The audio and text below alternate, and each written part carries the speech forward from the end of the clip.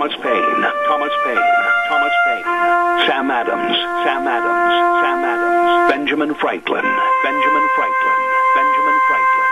These men spoke up for what they thought was right. From their courage came such documents as the Declaration of Independence and the Constitution of the United States. From their willingness to speak what was sometimes unpopular but right, we enjoy such liberties as freedom of speech, the right to keep and bear arms, and freedom of religion. There are those who still wish to oppress our freedoms, and there are still patriots willing to stand up and defend life, liberty, and the pursuit of happiness. Men like Zeb Bell, who honor our founding fathers and what they stood for. It's now time for Zeb at the ranch, speaking up and defending your freedoms. Brought to you by Magic Valley Les Schwab Tire Centers and all of the other great advertisers on the program. And now, Zeb Bell. The Democrats say having to provide an ID to vote is voter suppression. You really have to worry about these people. They are really very stupid. Here comes Kate Smith and God Bless America, followed by a patriot to call in with our Pledge of Allegiance on a Tuesday. Good morning, good morning, good morning.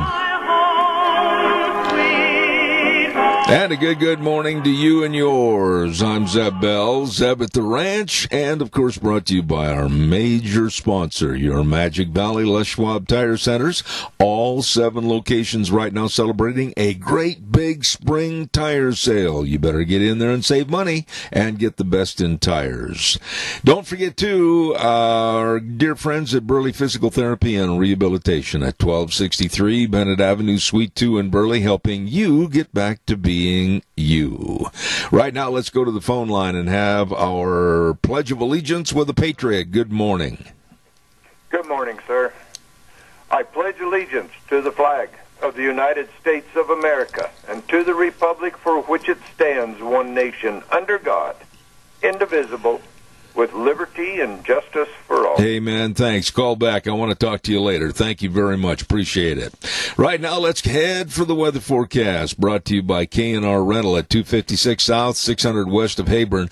Oh, boy. They've got spring fever, and they said they've got all the equipment, all the tools for your spring work. You better believe it, all the power rakes and all the garden and lawn equipment and your rototillers.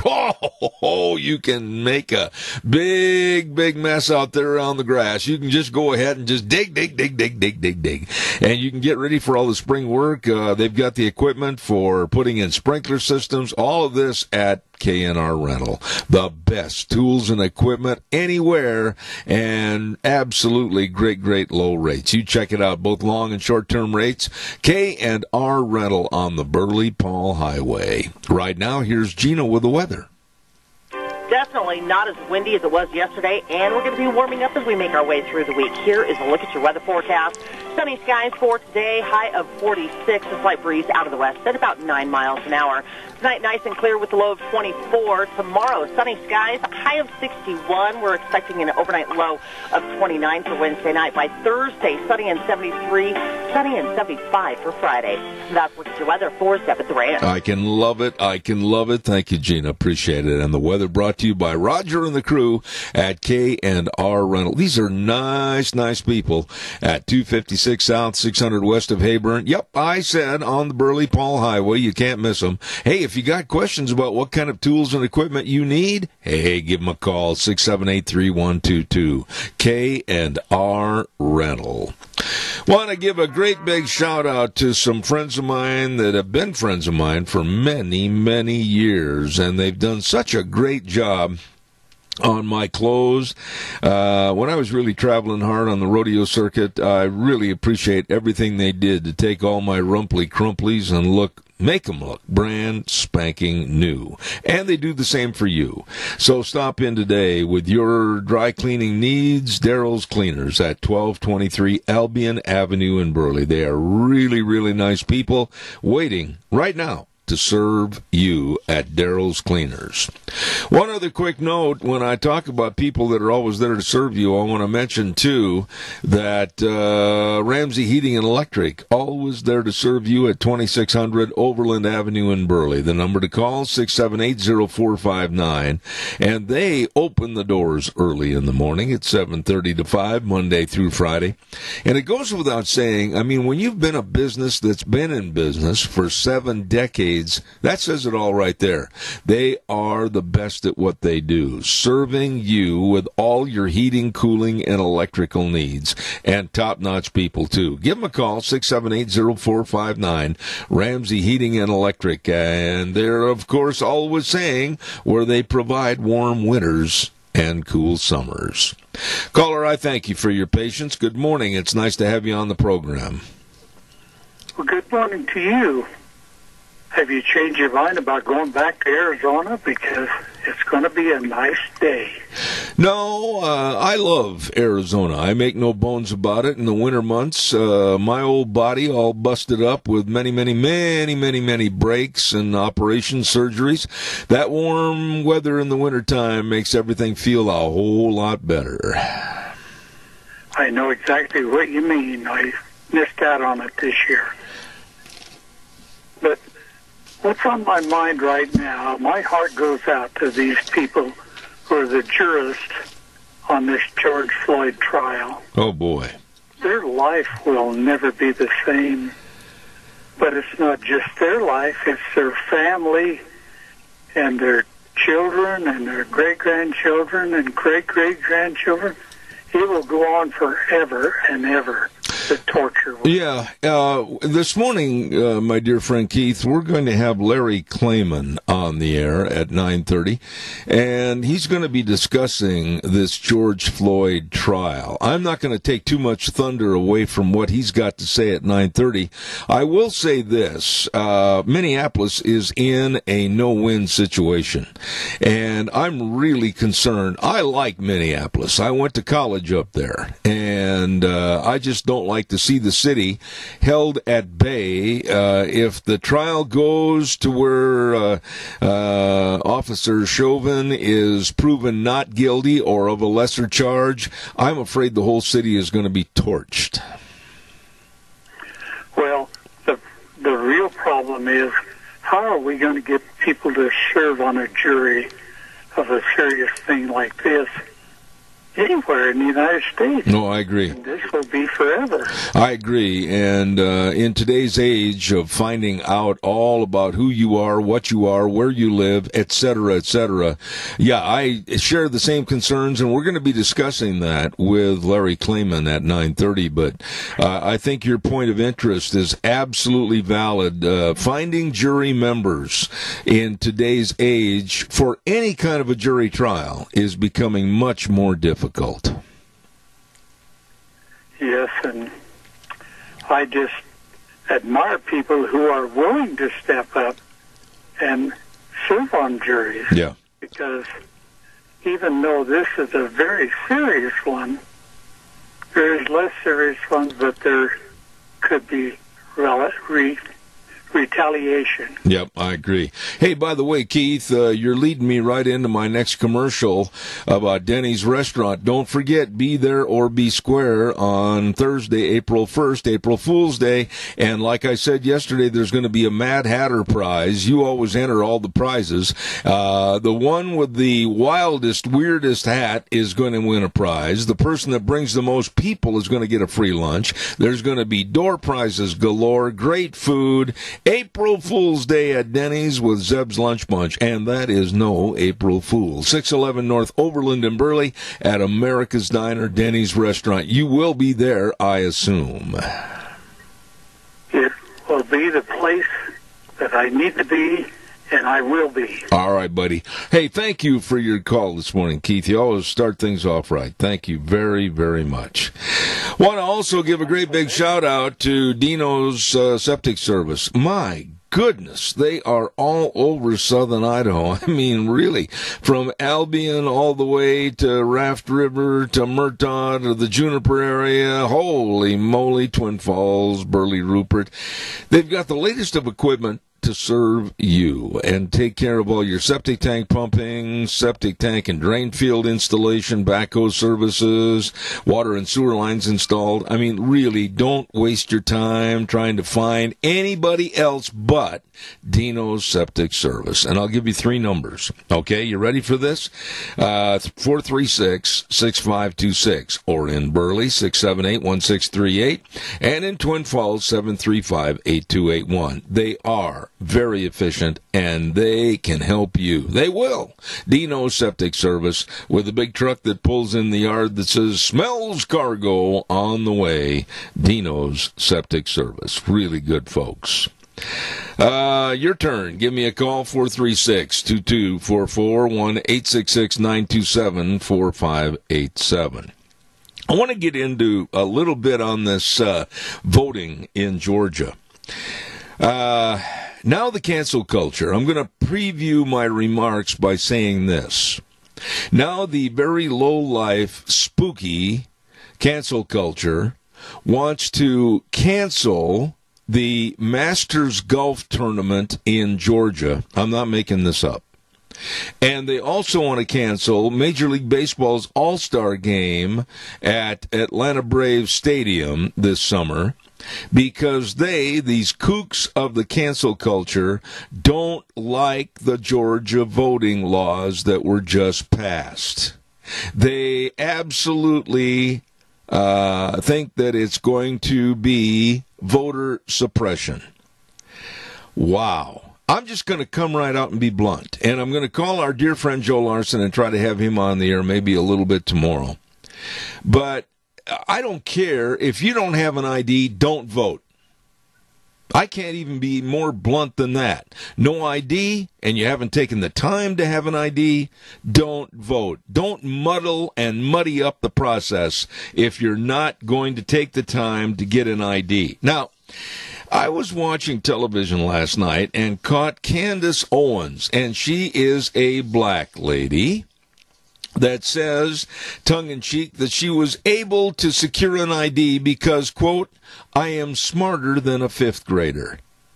And that was so true. The remarks made about not having an ID, not having the time, or not having the ability. You know, to get into anywhere in Washington, D.C., you need an ID. And by the way, I want to just mention that in the home state of Joe Biden in Delaware, yes, the state says you have to have an ID to vote. That's his own home state.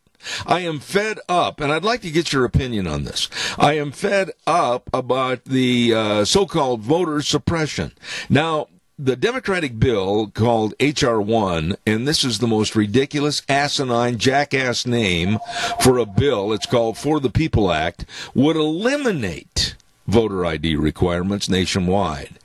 I don't want to have them eliminated. I don't think you, my audience, wants to have them eliminated. I want to go to the polls. I gladly show my ID. I'm proud of who I am and that I am voting, and that's the way it should be. I don't want to have a bunch of Neanderthals say that they don't have an ID and they feel like they're suppressed when they have to have one. This is absolutely ridiculous. What are your thoughts? What are your thoughts? I mean, you go to a hotel room, show your ID. You rent a car, show your ID. Buy liquor or cigarettes, show your ID. I mean, you don't have a bank account, you're going to start one up, show your ID. Give me a break. I have no sympathy for the stupidity which is running rampant through the National Democratic Party. No ID, no vote. That's it, plain and simple. There is no such thing as voter suppression. We've got to clean the mess up. And quite frankly, there's some other things that need to be cleaned up. And that's the duration time of the voting. I still maintain that it should go back to 1 day. One day, like it used to be. And absolutely make sure that if there's absentee ballots, yes, for certain occasions and circumstances, I'm in favor of it. But absolutely the Democrats want all the voting by mail-in ballots, and that will lead to absolute chaos. Caller, stand by. I'm going to do one commercial and be right with you. I appreciate it. Don't forget, coming up in just a matter of days, the great big 48th annual Salmon Select Horse Sale and Mule Sale at the Lemhi County Fairgrounds up in Salmon. And they've got a week full of activity up there, so make it kind of a happening. Get on up there to Salmon. The Mule Sale is going to be on Friday, April 1st, starting at 5 p.m. The Horse Sale, this big, great big Salmon Select Horse Sale, is going to be on Saturday, starting at 2 p.m. And it is Idaho's premier horse and mule sale. For more information, get a hold of my buddy Fred Snook at the office at 208-756-2125. Don't forget, go to the website salmonselectsale.com. 48th annual Salmon Select Horse and Mule Sale. It's going to be a dandy.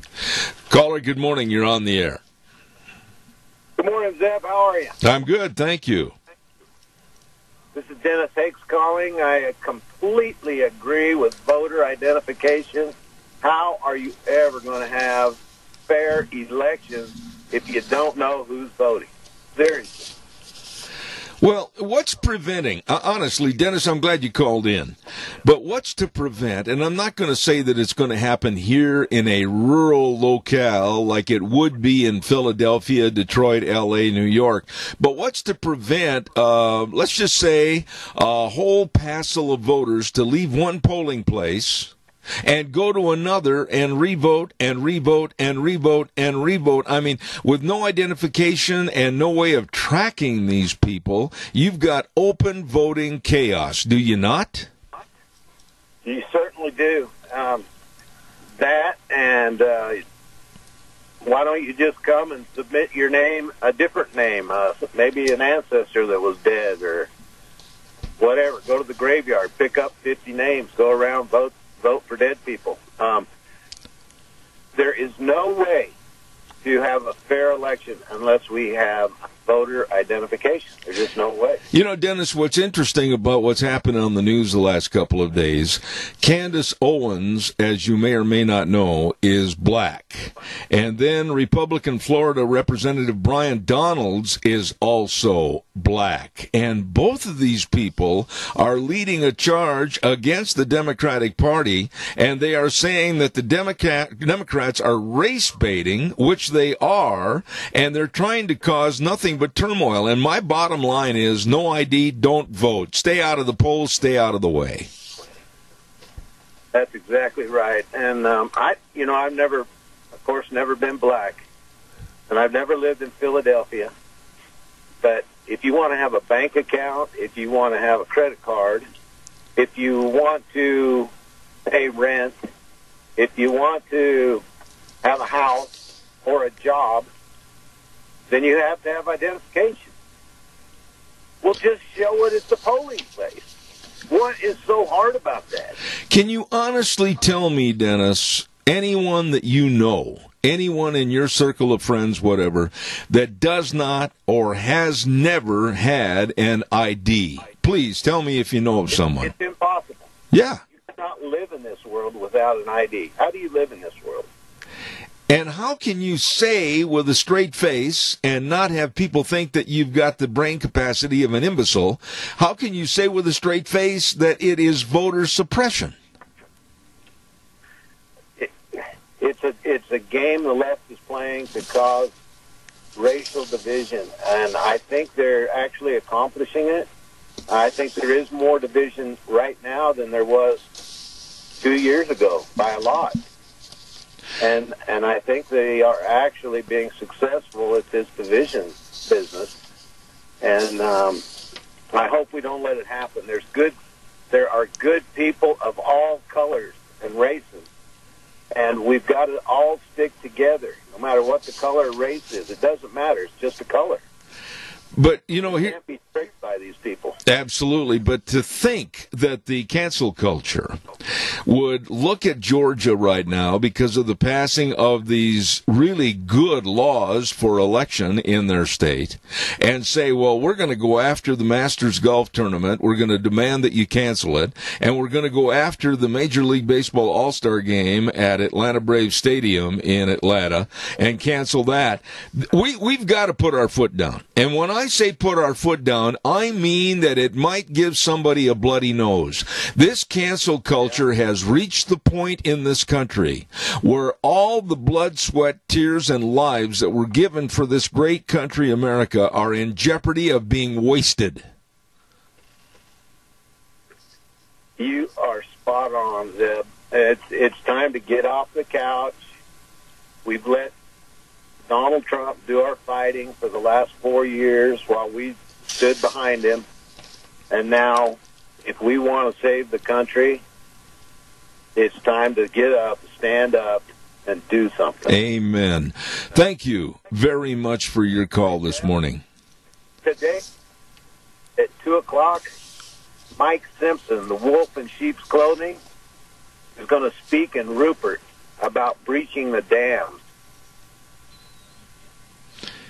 All I'm going to say is that Mike has not had the decency or the professionalism from his position to call and try to come on this program and explain his thoughts and wants, and it's been for 5 years, over 5 years.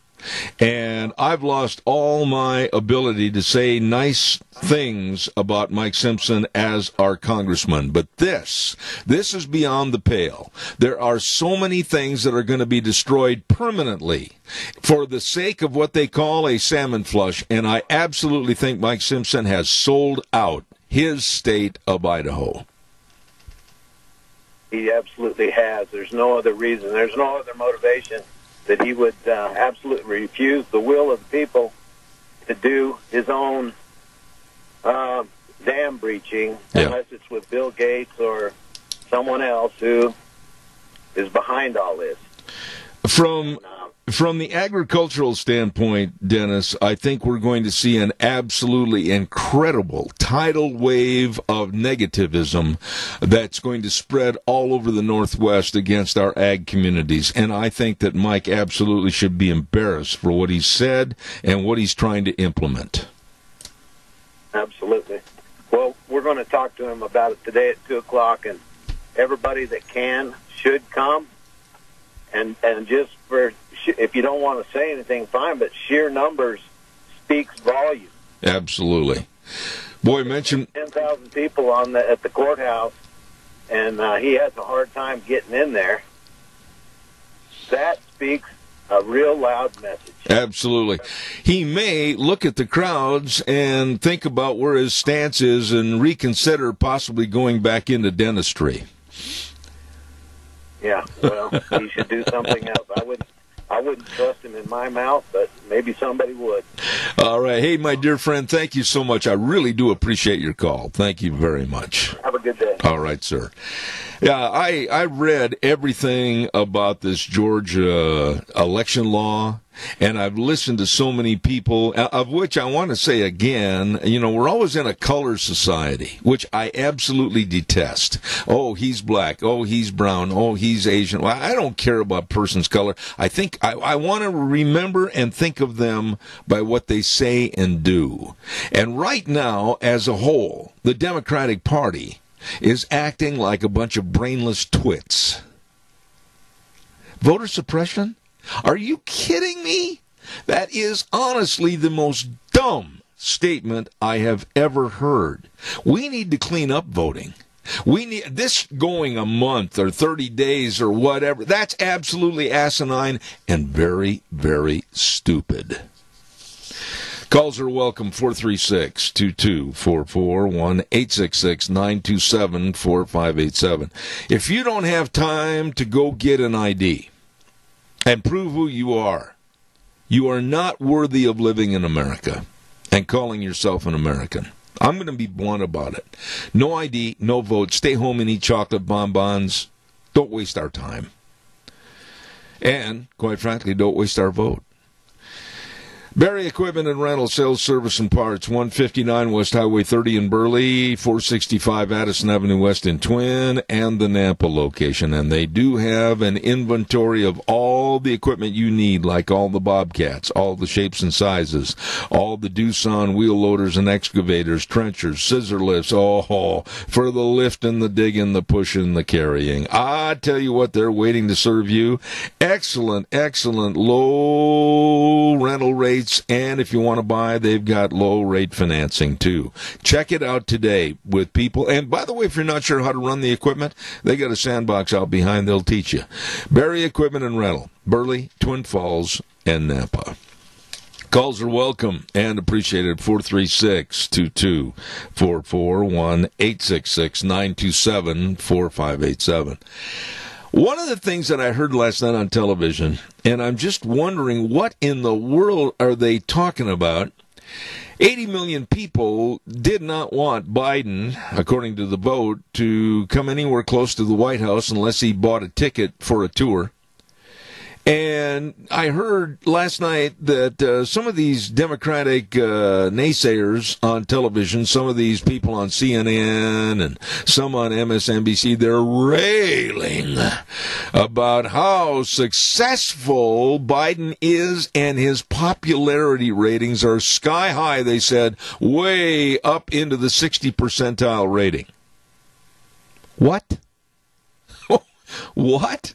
This bungling, dementia-ridden bureaucrat, Joe Biden, is taking America down the drain in just 2.5 months, and America is praising him? I don't care if you're talking about green energy. I don't care if you're talking about the absolute idiocy that he's shown blatantly on the border. I don't care what you're talking about. This man absolutely in 2.5 months has got me so worried. How in the world is this country, our Constitution and our value system, going to withstand 4 years? Let me give you another little bit of a tidbit this morning that just really, it just stirred the fire in me. In San Diego, illegal alien children are being taught by American teachers in a classroom setting. Now, think about that just for a minute. Let those words sink in. Illegal alien children that have been moved into a San Diego great big housing area are being taught by American teachers in a classroom setting. In-person education. But all over California, American kids that are children of American taxpayers, are not in school. They're forced to do online education. So what I'm seeing and hearing is that our kids, our American kids, are getting less than the illegal alien children. Holy cow. Caller, good morning. You're on the air. Top of the morning to you, lad. No, I am really upset this morning. It's the bottom of the barrel, and I'm scraping slime. Oh, you must be standing toe-to-toe with Joe Biden then. I tell you what, I just cannot stand this administration. There is not a day, there's not an hour, and there's not a minute that I absolutely question the stupidity of the American public of putting him in office. Well, I don't think the American public put him in, but that's my opinion. But Joe Biden is doing exactly what they have planned to do and tried to do over the years. One thing I've realized, things are not getting worse in Washington, D.C., just the cover's being pulled back and they're being exposed. I agree with that. But wait a minute. I want you to address something, though. Did that not bother you? I know you're a news junkie like I am. You thrive on this. But did it not bother you when you heard that illegal alien children that have illegally, along with some of their family members, crossed the border, they are being taught in a classroom setting by our American teachers, but yet American kids are doing it online? Exactly. That should frustrate every American. If you believe in this country, if you love this country, if you like the freedoms this country has afforded you, if you like the opportunities to succeed like this company or this country has given you, you should be upset about that. I just can't believe it. I honestly can't believe that anybody in this administration with a straight face, whether it's Jen Psaki or whether it's Miss Giggly Wiggly, Kamala Harris, our vice president that I wish absolutely would stay behind the curtain, or if it's Joe Biden or whomever it is, I don't care. How they with a straight face can tell us to mask up, social distance, and have little Anthony Fauci say, well, maybe you ought to wear 2 masks. We've got to get rid of this virus. And then at the same time, these imbeciles in government turn loose daily thousands of people that are infected with the coronavirus to go all over the United States that are illegally here. That should tell the American people something, that this coronavirus isn't much more than just the flu. They have politicized it to the point of where they're taking control of the American people. If they're putting these people, if this is a real pandemic, they're putting these people in these cages, plastic cages, but they're cages. In a plastic cage, the germs can't escape. They stay inside that cage. Side by side, with 10% of them sick, they're not worried about the other 90% of them getting sick. I just tell the American people something on how the Democrats have politicized this flu. And it was talk this morning. Maybe you heard it early. I heard it at 4:05 this morning that Biden is considering, quote unquote, to impose another mask mandate. I'm just going to bluntly say what Biden can do with his mask mandate. No, I better not, because I'll get kicked off the air. The sun doesn't shine where you want him to put it, right? Hardly. I know. It's the way they are talking to us. They think we are stupid. They think we cannot remember what they were saying a year ago, what they were saying 5 years ago, where they're calling the filibuster Jim Eagle. Yeah. No, that was the voter ID. Yeah, that was the voter ID. Yeah, well, I got a name for Joe. It's Joe Pigeon. Yeah, and what's left on the windowsill is what he's trying to promote. Exactly what he drops on your car every day. That's what I'm frustrated because I don't see where we have any power anymore. We get these mandates, and I'll give you another example of idiocy, and then I got to take another call. I got to be fair to everybody. But little Pete Buttigieg, or whatever you want to call this guy from Indiana, absolutely, no, the transportation secretary, he had to back water on his mileage deal per vehicle because all of a sudden Americans were absolutely saying, no, you're not going to do this, and he backed off on it. I mean, these things are so ill thought. This whole administration is absolutely nothing more than tax, steal. Exactly. That's exactly it. They had 4 or 8 years with Obama and couldn't get it done. Yeah. Hillary was supposed to mop it up in 4 years. But now they know they only have 2 years to do this. Yep. Maybe a year and a half to totally take this nation down. And you bankrupt a nation. You get them in bankrupt. You get them so deep, and then China decides to call the debt due. And that's exactly what they're doing. Yeah, you're not kidding. Hey, listen, quickly, your great statement about our senior centers. I've got to get to that other call, please. All righty, everybody. Let's do what we can for our senior centers. I know I keep saying this day after day, but, you know, when I keep saying enough, maybe somebody will help do it. If you can afford to donate a little each month, donate a little to them. Volunteer, but go there and eat and leave with a full tummy and a full heart. I love it, Doug. Thank you very, very much. I appreciate your call, as always. Thank you. Oh, by the way, I don't know if I'll have short pants or long pants Thursday. Well, give us a notice at least that morning so that a lot of people can wear dark glasses. Well, I might go half and half, one leg short and the other one long. I'm not even going to pursue more of that conversation. Thank you. Okay. Hey, caller, I'll be right there. I want to remind you about a great place to eat. And I don't care where you're listening right now. You'd better get over to Declo this week and enjoy great food at Wick's Steak Place and Burnout Saloon. Oh, old Zebra tells you when there's great places to eat, and this is a great place to eat at 18 East Main Street in Declo. Your friends are there. Everybody's talking about it. Everybody's enjoying it. They're open Wednesday through Saturday from 4 till closing time. I mean, from burgers to steaks, prime rib to lobster, chicken ribs. Oh, when they put a plate of food in front of you, it is absolutely eating heaven. Wick's Steak Place and Burnout Saloon, 18 East Main Street in Declo. You stop over and see them this week. Caller, you've been so patient. Thank you very much. Yes, good morning, Zeb. You know, I find that real hard to believe that Biden has a 60% approval rating. I can't believe they aren't saying he has a 99.99999% approval rating. If you're going to lie, make it good. Okay, I see your point. Yeah, I see your point. You know, you just as well make it a darn good lie as, you know, a lie that we know is a lie anyhow. It's just ridiculous.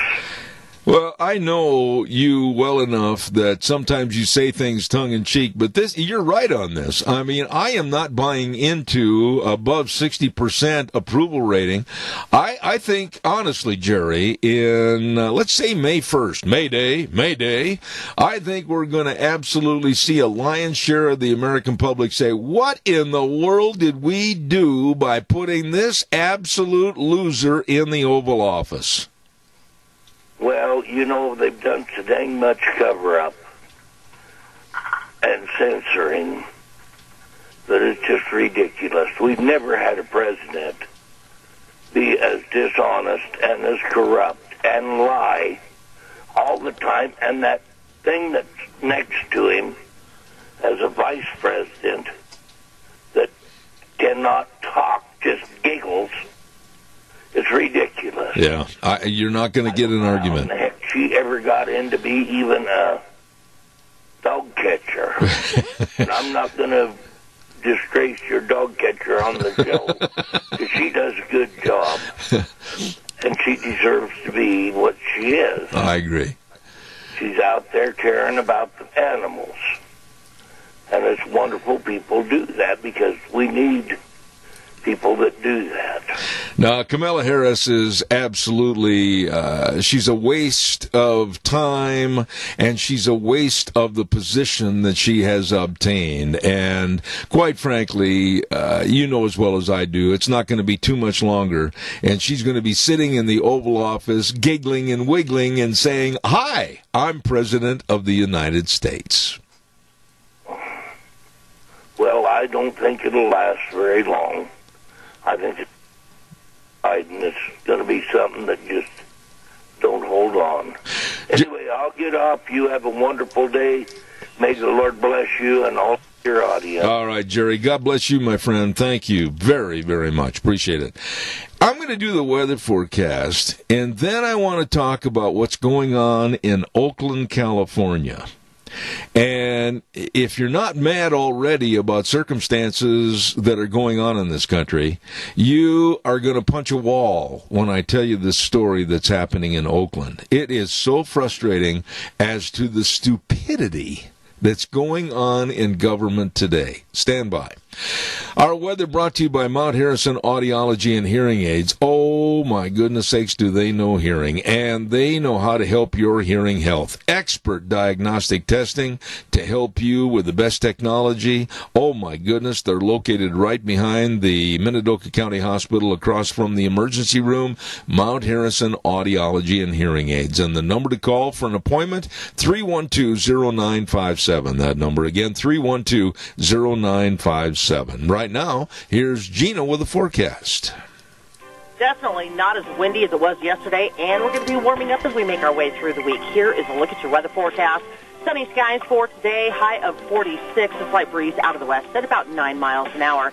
Tonight, nice and clear with a low of 24. Tomorrow, sunny skies, high of 61. We're expecting an overnight low of 29 for Wednesday night. By Thursday, sunny and 73, sunny and 75 for Friday. And that's look at your weather for Zeb at the Range. I appreciate it. Thank you very much. I had my hat on so tight yesterday, I still have a headache. Holy smokes, that wind was blowing, and it was cold. It'd go right through you. That's the weather forecast brought to you by Mount Harrison Audiology and Hearing Aids. Absolutely, they can customize their help to you. Everybody has individual needs, and they can help you. Believe me, they've helped me with my hearing. They can help you. Mount Harrison Audiology and Hearing Aids. Number to call. Remember this, 312-0957.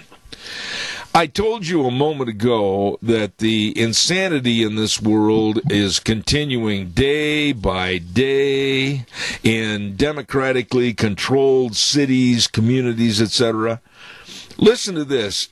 In Oakland, California, they are starting an equality plan. Remember that. An equality plan.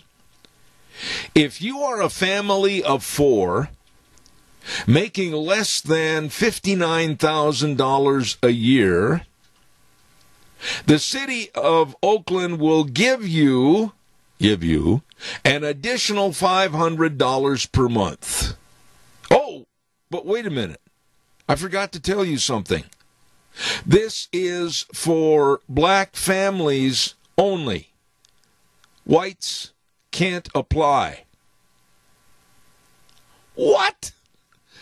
You talk about racism. You talk about stirring the pot. You talk about inequality.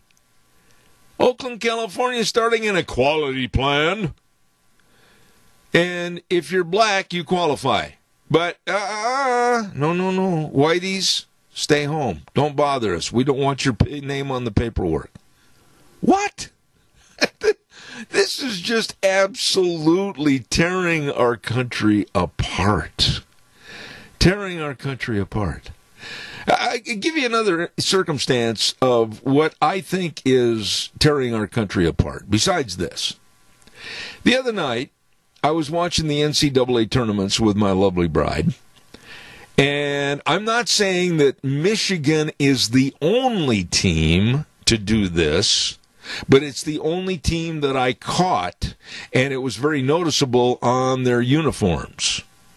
On the right-hand portion of the uniform, there it was, great big black and white letters, Black Lives Matter. Black Lives Matter. College basketball tournament, the NCAA. Now, I don't recall seeing it on any other team in the tournament. But if I'm wrong, I stand corrected. There may have been. But I don't think that is any place at all on national TV during the NCAA March Madness to take a political stand with Black Lives Matter. A Marxist organization that absolutely wants to throw away and stomp on our Constitution and our family values. And the Michigan basketball team comes out and wears proudly on their uniforms Black Lives Matter. I hope they get beat today. I hope they're out. I hope they do not make the Final Four. I hope they get absolutely bounced out of the tournament. Give me your thoughts. 436-2244, 1-866-927-4587. Please give me a call and share the wealth, if you would, please. I'm going to do a little commercial, and then I'll take your calls. So come on, give me a jingle at 436-2244, 1-866-927-4587. There is a great big tire sale going on right now at your Magic Valley Les Schwab Tire Centers, all 7 locations. I mean, these people really care about your safe driving.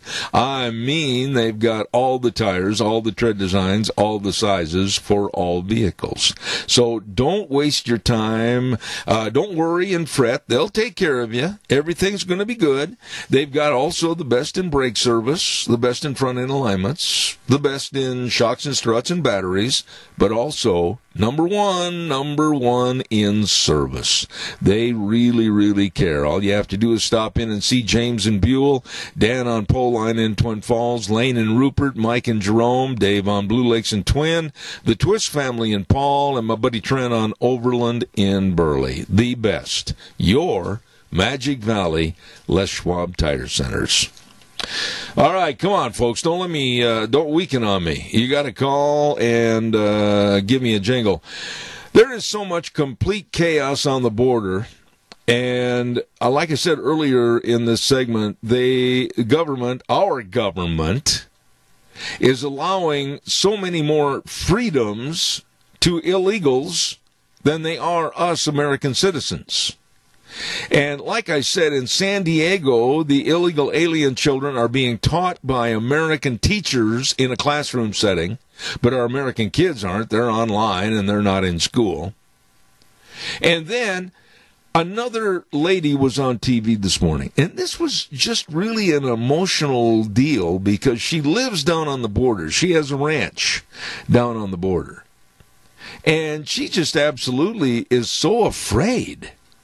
She's so afraid for her health and well-being and her family because she said people are coming into the yard, they're stealing things, they're going into the outbuildings and taking everything they want. Their fences are knocked over, absolutely destroyed, and the human filth and everything around her yard is absolutely despicable.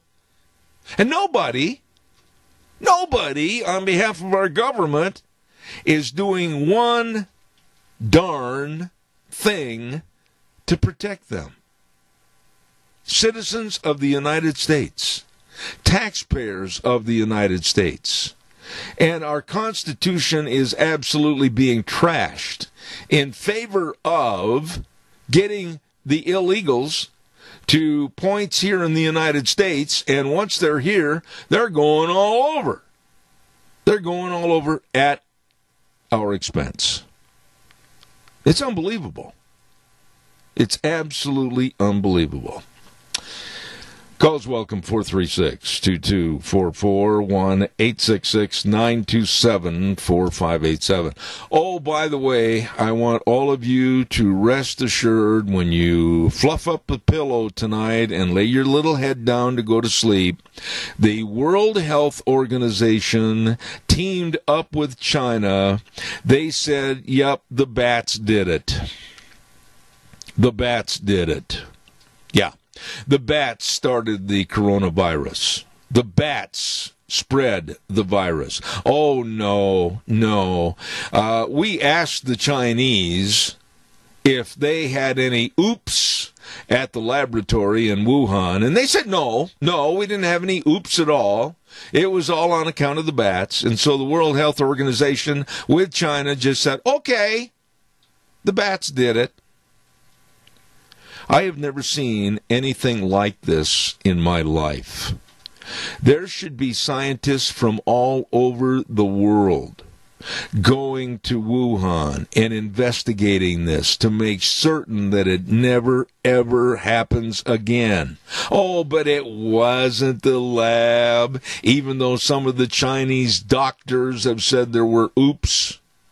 And they had to escape for their lives. Some, of course, never were found again, and I'm sure their lives are not with us today. But it was an oops. Oh, no, not from the lab. A bat did it. Caller, good morning. You're on the air. Oh, it's just me. I think the bats did do it. The bats inside the lab.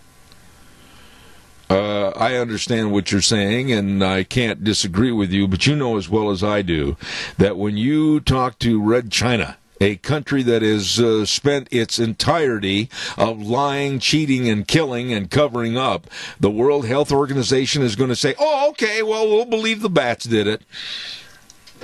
Well, I don't believe anything that the World Health Organization says. You know, I mean, it's like trusting the UN. No, please Please. I'm not going to do it. Please don't go there. I'm already upset. I don't want to talk about the UN. Thank you very much, Sean. Appreciate it. He's right. It's like trusting the UN. There's a real example for everybody to hold high and smile at. My goodness. But can you imagine the World Health Organization? They should have taken scientists and doctors from all over the world, Australia, I don't care, Denmark, here in the United States, Mexico, anywhere, and said we're going to have a team. We're going to have a team, and we're going to go in and we're going to investigate this to make sure that it never happens again. But no. The World Health Organization said, we're teamed up with China, and we asked them, and the Chinese government said it wasn't an oops, it was a bat. How dumb are we? We're going to take a little break, and when we come back next hour, we're going to have Dan Kish with the American Energy Alliance, and then at 9:30, Larry Clayman is going to be on talking about the George Floyd trial back in Minneapolis. I think it's really going to be interesting. Dr. History at 10:06, Idaho Legislative Update with Representative Fred Wood at 10:30. Boy, we got a full bucket. We'll be back in 7. Had his nose bitten off? Hi! Good morning, everybody. Zeb at the Ranch. And, of course, brought to you by our major sponsor, your Magic Valley Les Schwab Tire Centers. All 7 locations serving you right now with a great big spring tire sale. You stop in and see them today. Along with our friends at Burley Physical Therapy and Rehabilitation at 1263 Bennett Avenue, Suite 2 in Burley, helping you get back to being you. Right now, this good word for Western Waste. From the canyons of the Snake River and all across southern Idaho, we're all at the Georgia struggle. Western Waste Services, we care about our community, our resources, and this free land. Western Waste Services is lending a hand, always at Georgia struggle. Western Waste Services, and if you're not on the route service, you're not?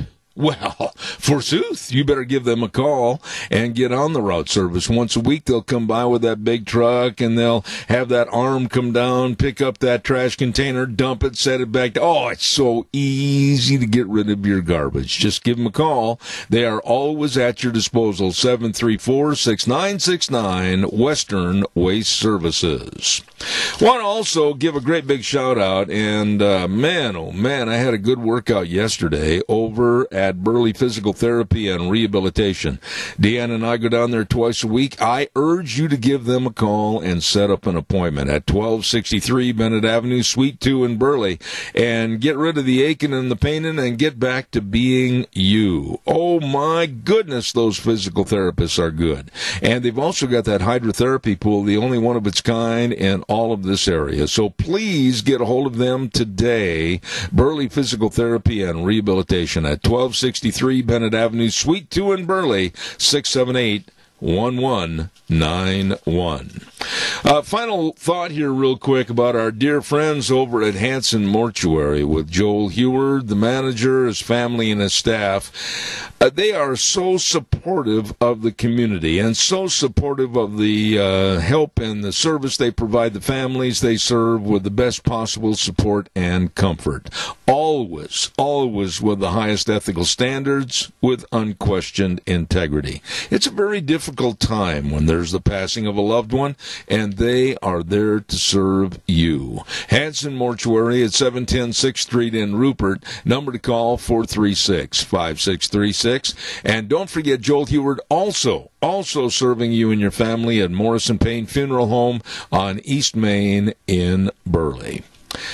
I look forward to Tuesdays because there is a dear friend, and last week I missed talking to him, and there's a dear friend that understands all about energy, or the lack of, and that means we're going to be talking to my old buddy, Dan Kish with the American Energy Alliance. Good morning, my friend. How are you? Hey, Zeb, I'm good. I'm sorry I missed last week. I had a conflict. No. I understand. That's all part of life. And boy, oh boy, you talk about energy, raw nature energy. Yesterday, you probably heard the news. We had some gusts go through here, about 70 miles an hour, and winds at 30 to 35 sustained. Oh, baby, I'm telling you, I was afraid that I would turn into a fat cowboy type Mary Poppins and end up over in the next county. Well, I'm telling you, Zeb, if you had some windmills, you could have done a lot of welding yesterday. I hate those windmills. I just hate them. Yeah. Well, the blades have probably come off. So typically when it gets that windy, they have to do something to make up for the fact that they don't take that sort of thing. But I'm hoping you didn't have any damage. Yeah, well, we're going to go out and survey the roof on the barn and everything after the program. Dan, I want to get right into something this morning that has just really infuriated me, and you'd know more about it than I would. We were told, 10, 12, 15 years ago, remember when the government and everybody was saying diesel cars, diesel trucks, go diesel, it's the way of the future. And now it looks like we're all held hostage to extremely ridiculous high prices, and I'm afraid that with this idiocy and incompetency that's coming out through the Biden administration to get rid of diesel and gasoline engines, there won't be any trade-in. Are we holding on to a dead horse, or what's going on here? Well, I don't think so, Zeb, although right now it looks like it. I mean, the fact of the matter is diesel is a very, very efficient way because there's more. The way it works is there's more energy in a gallon of diesel than there is of gasoline, and for that reason, it makes a lot of sense to use diesel, and of course you get the efficiency of diesel plus the torque that you get out of a diesel is hard to beat, which means that if you're using it for making a living or moving dirt or something of the like, those are important considerations. So I don't think so, but they're trying to tell us that we're done with petroleum products of any kind. Interestingly enough, under Joe Biden this year, the Chinese will surpass the United States in total refining capacity for the first time in history since we put the first well in Pennsylvania back in 1857. Wow. And that's not a record that we ought to be proud of, to be perfectly honest with you, because petroleum is not only the basis of our transportation system, but it's also our entire petrochemical industry complex, which makes medicines and modern life possible, are dependent upon it. So I hope that doesn't come to pass. That's for sure. Well, let me ask you this. Stop right there, because you made such an excellent point I want you to elaborate on. The petrochemical business. I don't care if it's medicines. I don't care if it's dishware. I don't care what it is. Fuel for your cars, your pickups, everyday life. Without fossil fuels, this country is going to slam on the brakes, and we're going to dig our boot heels in before we go over the cliff. These absolute destitute of any common sense Democrats saying that we're going to be 100% away from any fossil fuels and just go strictly green. Holy cow, did anybody ever raise their hand in the back of the room and say, excuse me, you're really stupid? Well, it's happened, Zeb, but honestly, the media doesn't cover it. The fact of the matter is, Morgan Stanley, the big banker in New York, just came out with a study that said that the average internal combustion car uses 20 kilograms, about 40 pounds of copper and the average electric car uses 75 pounds of copper. Now, they won't let us start copper mines in the United States, whether they're in Alaska or, basically we've got legacy copper mines. We need copper, and it's going to have to be mined in order to carry forward with this. This is something they don't even... If you asked AOC how much copper goes into a car, she would just look at you and bat her eyes. That's basically what's going on. Yeah, right there, you've made a lot of an appreciation for how difficult it is to make the things that make life so easy for people that they can sit back and criticize everything. Yeah, and we've got a call, but I want to make a point and give me a short answer on this. You take the Alexandria Ocasio-Cortez, you take most of the people that are sitting in a soft, cushy leather chair in the House of Representatives or in the Senate, they haven't got a clue as to what the real world does and how it operates. They're sitting on the Potomac, they have catered limos, they go on the subway, they go on the trains, whatever. They don't know what the real people have to do. This bothers me.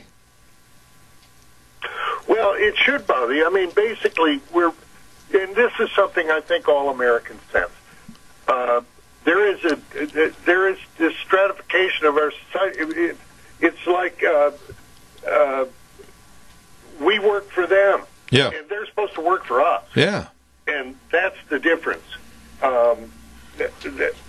That's happening now. It's like we've got a separate class of people who tell us what we're doing wrong, when in reality they don't know how to screw in a light bulb. Boy, amen, brother. Pass the hymnals. I agree with you. Hold on, we got a caller. Caller, good morning. You're on the air. Yeah, I have has anybody done any research on how much carbon footprint, pollution, whatever you want to call it, from start to finish, electric cars, windmills, solar panels? Has anybody done any research on that? Let's see, what's it called? We got a plant out here west of Early. Gas additive. Can't even think what it's called. Oh, ethanol? Ethanol? Has anybody done anything on that? I'll ask. Just really see how green they are. That's a good question, and I'll have Dan answer that over the air. Go ahead, Dan, please. Yes, your caller's right. I mean, these are good questions, and they should be asked because, there have been studies done. There are competing studies on what to include, and they become very political for obvious reasons. There's a lot of money at stake. But, for example, with windmills, there's enormous amounts of cement. Cement is one of the most carbon dioxide intensive products out there. Now, it's a good product, but it takes a huge amount of energy to make it. And typically it's made with a high carbon because you need lots of heat. Same for steel, same for all of these things that go into it. We're finding out every once in a while you'll see an article about child slave miners in the Congo that supply about 50% of the cobalt that goes into these batteries that are supposed to replace our gas tanks, that are ultimately China controls 80% of the world's market for. I mean, basically what's happening is China's burning coal to make cement and steel and aluminum and all the other things and the batteries that go into these green things. And so we're simply patting ourselves on the back by throwing Americans out of work here and saying, you do it over there where we can't see you. That's why their emissions are rising and ours are falling. And that's why, for example, and this is something that knocked my socks off, China produced more cement in 3 years under the Obama-Biden administration than the entire United States used in the entire 20th century. Holy cow. In 3 years, they used more cement than we did in the entire 20th century, building the Hoover Dam, building the interstate highway system, building our great cities, and the rest. Wow. Let me switch gears just a little bit, Dan. I want to get this in. About 8-9 days ago, a friend of mine back east called me and said, Zeb, hold on to your resistol because it looks like they're going to impose a mileage tax with the Green New Deal of this $3 trillion bill. I said, really? Yep, they're going to impose a mileage tax to pay for the infrastructure. And then all of a sudden, little bitty Pete Buttigieg, the transportation secretary, came out and said, oh no, that's not a part of the infrastructure bill conversation. What's going on here, Danny boy?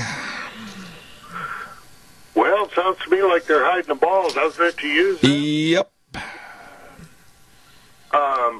This is something that they've dreamed about for a long time. And, of course, if you are going to tax people on how far they drive, you're going to have to know exactly where they're driving because you're going to have some sort of device that sends a signal that lets them know your distance.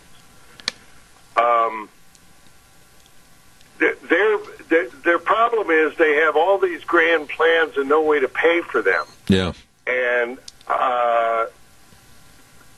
believe me, they're talking about a mileage tax. They're talking about, which would kill rural America, which would actually hurt the cities too, because, of course, everything that they consume in the cities has to get transported, and that would have to be paid for with a mileage tax. They'd like a carbon tax, a mileage tax, a gas tax, a diesel tax, a tax, you name it.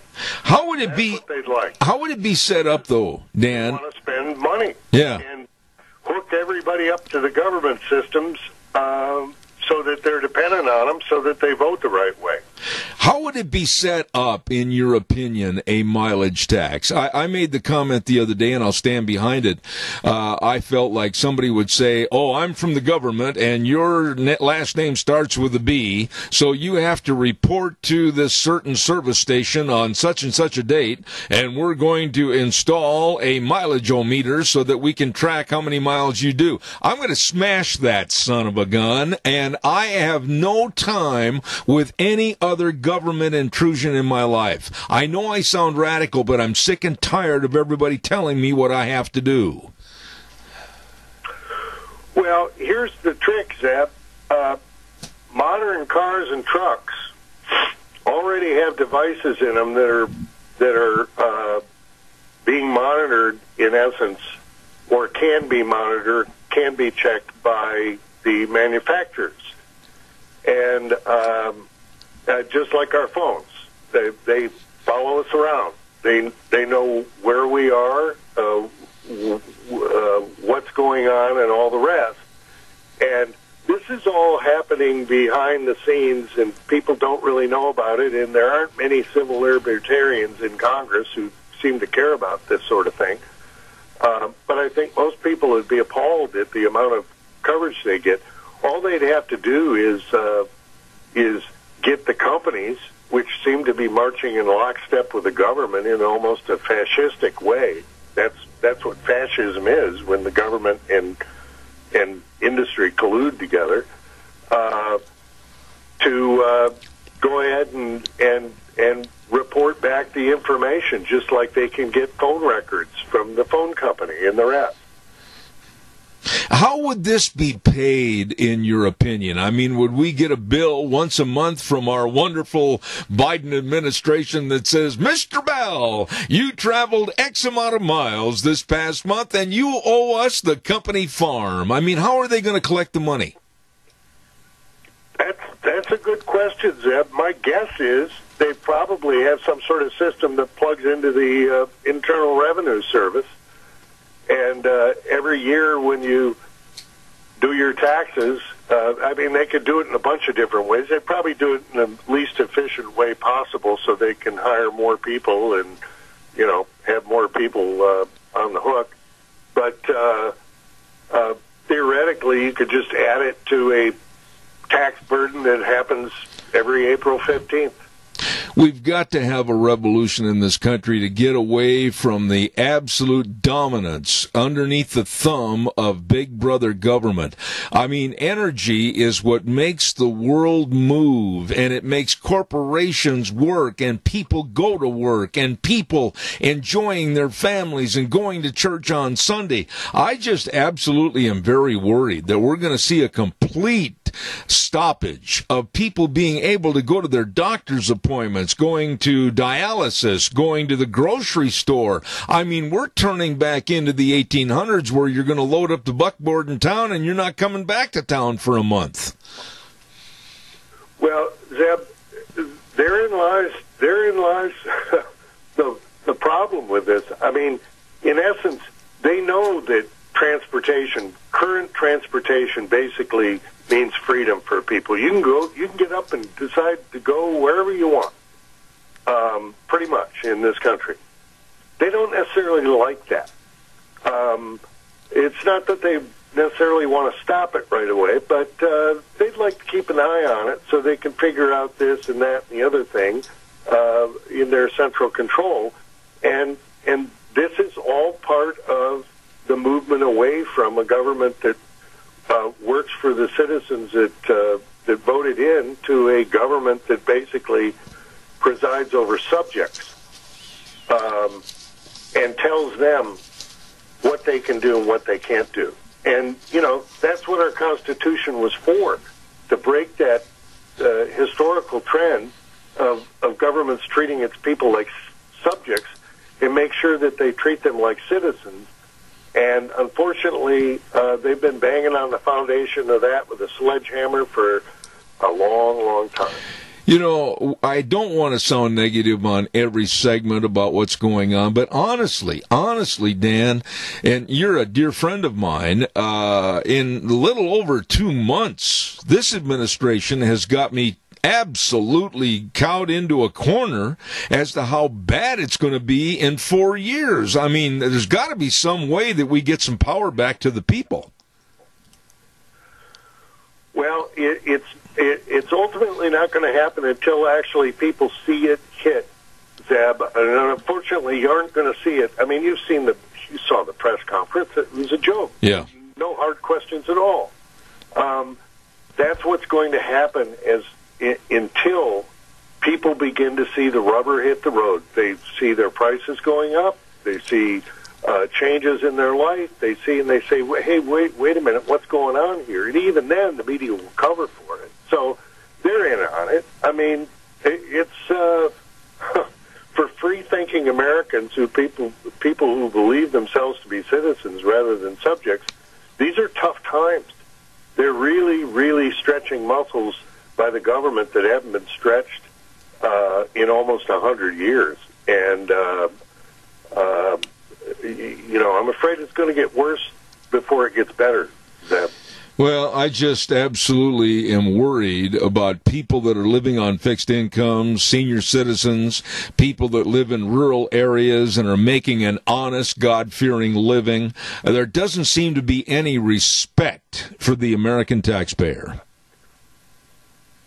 No, I mean, believe me, living in Washington, D.C., watching what's happened with the government, there is no respect. They think that Americans are basically stupid and will do as they're told. That's basically what they think. And they sit here on the Potomac and issue orders and edicts that apply to their lives, that might even make sense for their lives, but they have no relevance whatsoever in the real world out there beyond the Potomac. Absolutely. That's the way it is. You know, Dan, I just absolutely enjoy having you on the air because you speak the truth. Dan Kish, American Energy Alliance, a dear friend of this program. God bless you, man, and we'll see you next Tuesday. God bless, Zeb. All right. Thank you, sir. Thank you very, very much. Always enjoy having him on. He's going to tell it like it is and not pull any punches. I appreciate that. Hey, by the way, this Thursday, guess what's happening at Denny's Restaurant, America's Diner? Lunch Bunch is back. Zeb's Lunch Bunch is going to be coming back. Man, I haven't seen some of these folks for almost a year. It's going to be fun at 611 North Overland in Burley. We got great prizes. We got a prize for the best Mad Hatter, the wildest, weirdest hat. We got a prize for the person that brings the most people, a free lunch, and then we've got door prizes. Holy cow. This isn't April Fool's, even though it is. And we're going to have a lot of fun at Denny's Restaurant, America's Diner. Don't forget to be there this Thursday at 11:30. Lunch Bunch returns at 611 North Overland in Burley. Wow, it's going to be fun. I really have missed those good folks that always celebrate with us. By the way, too, I want to give a great big shout-out to Cameron and Siemens Insurance, Highway 24 in Rupert. Oh, boy, I mean, life insurance, health insurance, retirement planning, employee benefits, all of this and more. These folks really know your protection, and they're very dedicated and responsive to your needs. Don't forget, Todd and the rest of the staff serving you. Easy to get a hold of them. Call, make an appointment, 436-4424. That number again, 436-4424. Cameron and Siemens Insurance, Highway 24 in Rupert. Absolutely dedicated to serving you. Right now, let's go to our next guest on the phone. He's been on my program before. I like this guy because he tells it like it is. He's the author of It Takes a Revolution, Forget the Scandal Industry, and founder and former chairman of the successful nonprofit foundation Judicial Watch. Ladies and gentlemen, Larry Clayman. Good morning, Larry. How are you? Good. Well, good. You deserve it. Larry, we're going to be talking about a subject with you that, boy, I think it's going to blow up into a major, major explosion, and that's the trial of Derek Chauvin back in Minneapolis, Minnesota, the George Floyd murder trial. What are your thoughts on the trial as it just started yesterday? I agree with you. There's going to be an explosion either way. I mean, obviously, there are some very good defenses there. As we heard, if this is true, of course, that has to be tested in the trial. If he was ingesting huge amounts of fentanyl and other drugs, he may have died from that rather than asphyxiation. In addition, you, of course, have the police manual, which says that what that cop was doing was legal. And then there may be evidence, because it was out there quite a while ago, that George Floyd had a relationship with the cop, that they were possibly working together. Maybe, there was something that caused some kind of antipathy, on either side, which caused the result. So there's a lot of unanswered questions, but one thing's for sure. If this cop, Derek Chauvin, is acquitted, Minneapolis will be burned to the ground, and it won't matter whether he's innocent or guilty, because that's the mood of certain radicals in the black community today, also people in the white community, which stir them up and use them as a pawn to try to destroy this country. And this guy deserves a fair trial, and it's extremely doubtful that he'll get one, Derek Chauvin, the cop, given the atmosphere in Minneapolis, given the way judges are, given the fact that a state court judge is elected. It doesn't bode well for the policeman. But if he is acquitted, Minneapolis will burn. And so will, frankly, every major city in this country.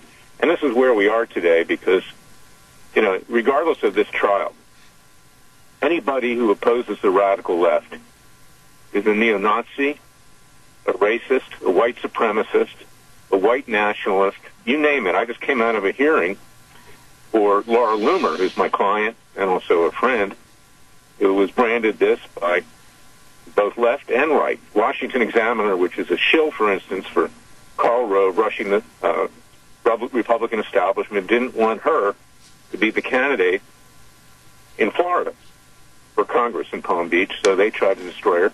And then on the left, you have Media Matters and George Soros, and these lawyers made arguments that it was just opinion that you're a white supremacist, a right nationalist, alt-right. And in the case of Rolling Stone, they even falsely published that she did a sex tape with somebody, with a married man. This is the world we live in today. So if the cops acquitted Derek Chauvin, every major city in this country will be burned to the ground. You know, Larry, what you're saying is absolutely what I'm fearing. I went to college back in Minneapolis, Minnesota, and it's a beautiful town, very nice people. There's a lot of things to do in Minneapolis, but right now, I've talked to some of the people that still live back there that I went to college with, and they're living in fear. They said that this case is it's the fuse that's going to be lit by the Black Lives Matter and Antifa and all these other degenerates if the court case doesn't go exactly their way. What a shameful thing to say about a city in the United States of America. Well, and it goes further than that, because the flames of this were lit by Barack Obama, back during his administration. He planted the seeds of this. We were making great racial progress in this country, and he tried to divide. It's now even worse under Joe Biden and Kamala Harris and all of their leftist allies. And it's not just radical blacks, and most black people don't subscribe to this, I might add, but the radicals have taken hold. It's radicals of the Marxian Jewish left, and I'm Jewish myself, Jewish Christian, so you can't accuse me of being anti-Semitic. They manipulate the radical blacks because they want the country to be turned socialist and communist. That's the heritage, Karl Marx. It's radical LGBTQs, it's radical atheists, it's radical you name it. And their goal is to destroy the country, and they're using these kinds of cases, and they're using radical blacks to do it. And I'm sorry, I'll say it straight up. That's what it is. Yeah. And it doesn't matter whether this guy's innocent or not. He'll be lynched one way or another. Let's talk just a little bit about that, though. Let's talk about George Floyd. Let's talk about the drug abuse. Let's talk about all the rap sheet against George Floyd. He was not exactly a poster boy for the Chamber of Commerce dinner. This guy had a lot of things negative about him, but that seems to be covered up by the media today. Would you agree? Well, it is. And, there are very few people who will confront it. White people are afraid. They just put their head down. They beg for forgiveness. Don't hurt me. Sorry there was slavery. Do whatever you want, radical blacks. Burn cities. Do whatever you want. Fair game. And it's only the black conservatives, people like you, on talk radio that'll speak out. Candace Owens, talked out clearly. Some of my other black friends and conservatives, they're the most courageous ones. Whites are cowardly. They're running for the exits, whether it's sports leagues, whether it's credit card companies, whether it's social media, whether it's anything. It's absolutely disgraceful. And, white people are much to blame as the radical blacks for simply rolling over. Let me ask you this, Larry. In your opinion and profession, looking at this case and others, will this be a trial balloon, negative or positive, to install reparations in this country for the black race? Well, they already have. For instance, in Evanston, Illinois, they're already doling them out. I think it's about $400,000 to buy a house. I mean, this is what I'm talking about in my book. It takes a revolution. Forget the scandal industry. Forget the scandal industry. And they try to whip up hatred and division. You can get it at Amazon.com. The government, our so-called government, backs these things up. There's no question that Biden and Harris are going to push for reparations. Hey, I want reparations because my people built the pyramids in Egypt. Think I'll get it? But this is what we're dealing with today, and the country's been destroyed. It's been a process, but in the last 9 weeks, under Harris and Biden and these Democrats, frankly, it's over for this country unless we resurrect it, and that's why I wrote my book, to do it peacefully and legally with citizens' grand juries. We're in the process of indicting Biden for massive bribery from China, Ukraine, and elsewhere. We'll get on to other criminals on both sides of the political aisle, the elite that think they're above the law, dealing with judges who are bought and paid for by special interests that won't enforce the law. We saw what happened with Donald Trump. He couldn't even be heard on the issue of election fraud. Even his own judges threw him under the bench, including 3 Supreme Court justices that he bragged about. He's not bragging now, I can assure you that. But this is the state of the country. And unless we rise up and raise and wage a peaceful and legal revolution, and I suggest ways to do that in my book. It takes a revolution. The country's over. It's finished. And I know people, they're leaving in droves. They're going, to Australia and elsewhere. Australia, which has actually shut its borders. They don't really have COVID-19. Of course, it's easy. They're in the middle of the ocean. But, I'm going to stay here and fight. I'm not going to give up. But there are a lot of people that are simply going to leave the country. Larry, explain to me, with your expertise on this issue, let's look at it from another angle, this trial. The jurors, the jury, the judge, all of these people, they've been basically had a target hung around their neck, especially the jury. How in the world can there be a fair, unbiased jury opinion when either way it's going to be a slam dunk of negativity? You're right. There's no way that this cop gets acquitted. There's no way. Okay, 100%.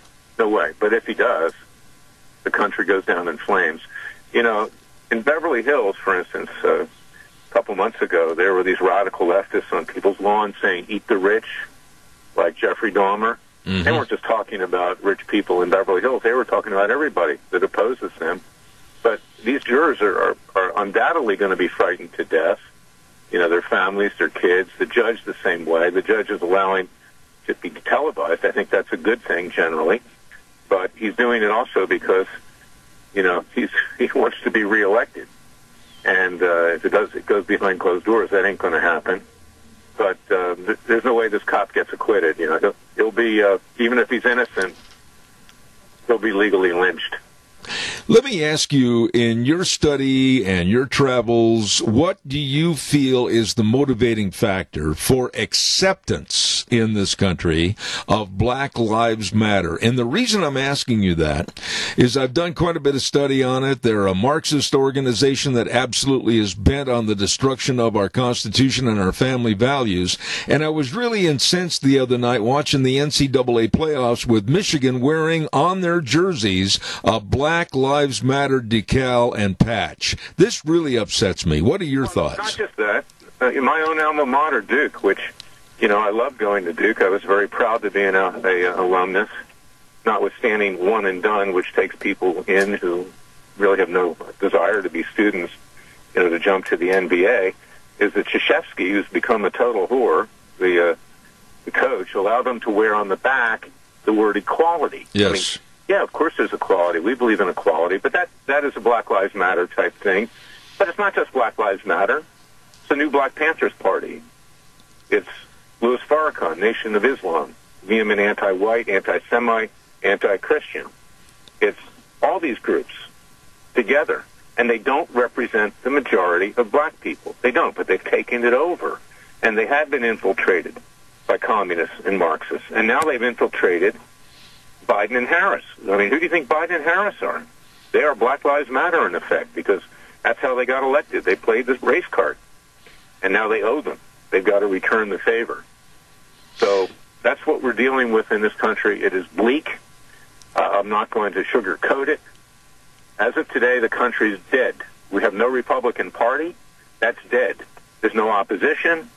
That's over, except the people themselves. And unless people get up off the couch and turn off Sean Hannity listening to that crap every single night, there's going to be this, there's going to be that.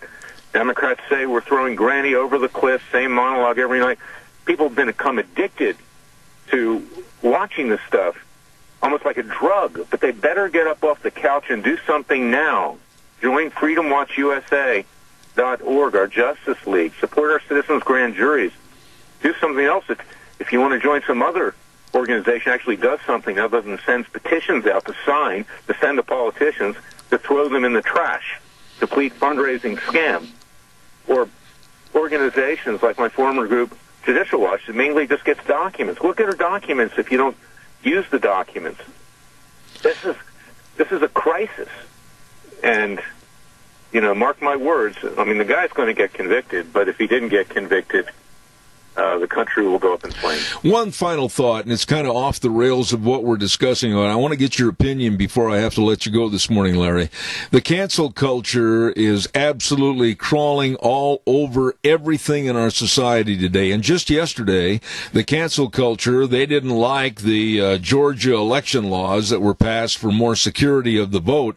And they said, well, we've got to cancel the Masters Golf Tournament. And we've also got to cancel the Major League Baseball All-Star Game in Atlanta Stadium this year. I mean, where does this end, and how do we fight back against these idiots that are absolutely the vermin of our society? You fight back. Thank God for you, though, because, you know, there are a lot of media websites now, so-called conservative ones, that are censoring other conservatives. I wrote for WorldNet Daily for about 26 years. The last articles that I've written, they don't want to publish, you know, stuff that I'm saying to you, but even much more mild than this. Because they're afraid. They're afraid of being deplatformed. And these conservative organizations are, you know, putting their head in the sand and running for the exits. So there's cancel culture on both sides. You just have to stand up to it, and you cannot be afraid. And that's why my book, It Takes a Revolution, is dedicated to Thomas Jefferson. He was not afraid. He would have been the first one in the Capitol on January 6th, and he would have just broken a few windows, believe me. You know, he believed. Particularly because of federal judges who are unelected, unaccountable to the people. You have no protections. And the judges won't stand up to this cancel culture. And as a result, he predicted in his time that we'd have a bloody revolt every 20 years or so, and we would shed the blood of patriots and tyrants yet again, and he added, what's a few thousand dead to refresh the tree of liberty? He didn't want to see anybody hurt, neither do I. But that's inevitably what's going to happen. The country is going to explode unless people get up off the couch, turn Sean Hannity off, and get to work. Amen. Quickly, tell me and my audience, It Takes a Revolution, Forget the Scandal Industry. Larry Clayman, where can the book be found, please? You can find it, I hate to say it, but at Amazon.com, BarnesandNoble.com. Amazon's, you know, a big part of this problem. BarnesandNoble.com, BooksAMillion.com, and at Freedom Watch, if you support us with a contribution of $50 or more to do our work, we'll send it to you for free. FreedomWatchUSA.org. FreedomWatchUSA.org. Larry, I really appreciate your candid remarks. Thank you so much, and hang in there. I'll have you back soon. Thank you again. God bless. Thank you very much for allowing me to say it. Thank you. Larry Clayman, author of It Takes a Revolution, Forget the Scandal Industry, and I'm going to have him back. What he said is absolutely the truth. Wow. We got problems, and a lot of people are playing Chicken Little and just running around in circles waiting for the next acorn to hit them on the head instead of doing anything. And I appreciate Larry Clayman coming on the program. I got to get the weather on right now, and then I'd like some phone calls. I'd like you to call me in the next couple of minutes and tell me, do you want to see our elections relaxed to where you don't have to show an ID? Anybody and everybody can walk in and vote. Oh, it doesn't make any difference. Do you want to see it come to that, or do you want to see it more stringent and tougher, so that the votes really matter and really count and they're worth something when you go proudly and show your ID? Call me and let me know. Don't forget, our weather is brought to you by Phillips Oaks Goodwin Crane and Company, and they are the professionals providing accounting services to the Mini-Cassia area and beyond for well over 50 years. They are good. They are the professionals. The best in tax return preparation, tax planning, business consulting, retirement planning, payroll services, you name it, they do it. They can help you and your business and your family. Offices in Burley and Rupert, Phillips Oaks Goodwin Crane and Company. And right now, here's Gino with the forecast. Definitely not as windy as it was yesterday, and we're going to be warming up as we make our way through the week. Here is a look at your weather forecast. Sunny skies for today, high of 46, a slight breeze out of the west at about 9 miles an hour. tonight, nice and clear with a low of 24. Tomorrow, sunny skies, high of 61. We're expecting an overnight low of 29 for Wednesday night. By Thursday, sunny and 73, sunny and 75 for Friday. And that's Look at Your Weather for Zeb at the Ranch. Thank you very much, Gina. Appreciate it. Oh, it sounds like good things on the horizon weather-wise. I'll take that. Yesterday, woo, that was a windy day. The weather brought to you by Phillips, Oaks, Goodwin, Crane, and Company. And believe me, offices at 1710 Overland Avenue in Burley and 625th Street in Rupert. You get a hold of them today to help you with all their accounting services. Phillips, Oaks, Goodwin, Crane, and Company, the professionals. I've got a call waiting, and I'll take it. Good morning to you. How are you? Well, good morning to you. I don't want to see them soften up on this election law, because if we go that far, they'll want to go further. So my wife and I are adamantly against, doing this mailing vote in and everything that they seem to want to ruin our country doing. Yes. So I want to make it perfectly clear that you and Nancy agree that, yes, you want to see voter ID. Yes, you would like to see the elimination of mail-in ballots, unless under certain circumstances for disability, whatever. But no more of this carte blanche mail-in ballot. Right. I want an exclamation point put behind that. Absolutely. I want to make it as tough as possible so that the vote really has integrity. I don't care if you got a bunch of crybaby minorities that are saying, oh, well, that's voter suppression. No, it's not for anybody. If it's good for the goose, it's good for the gander, and it should be fair and equitable for everybody. And I think what Georgia did absolutely tightens it up like it should be. Well, and I want to add to that I think that voting is a privilege. It's not a right. I guess it is a right, but it's such a privilege. But it's not for everyone who don't believe in our system.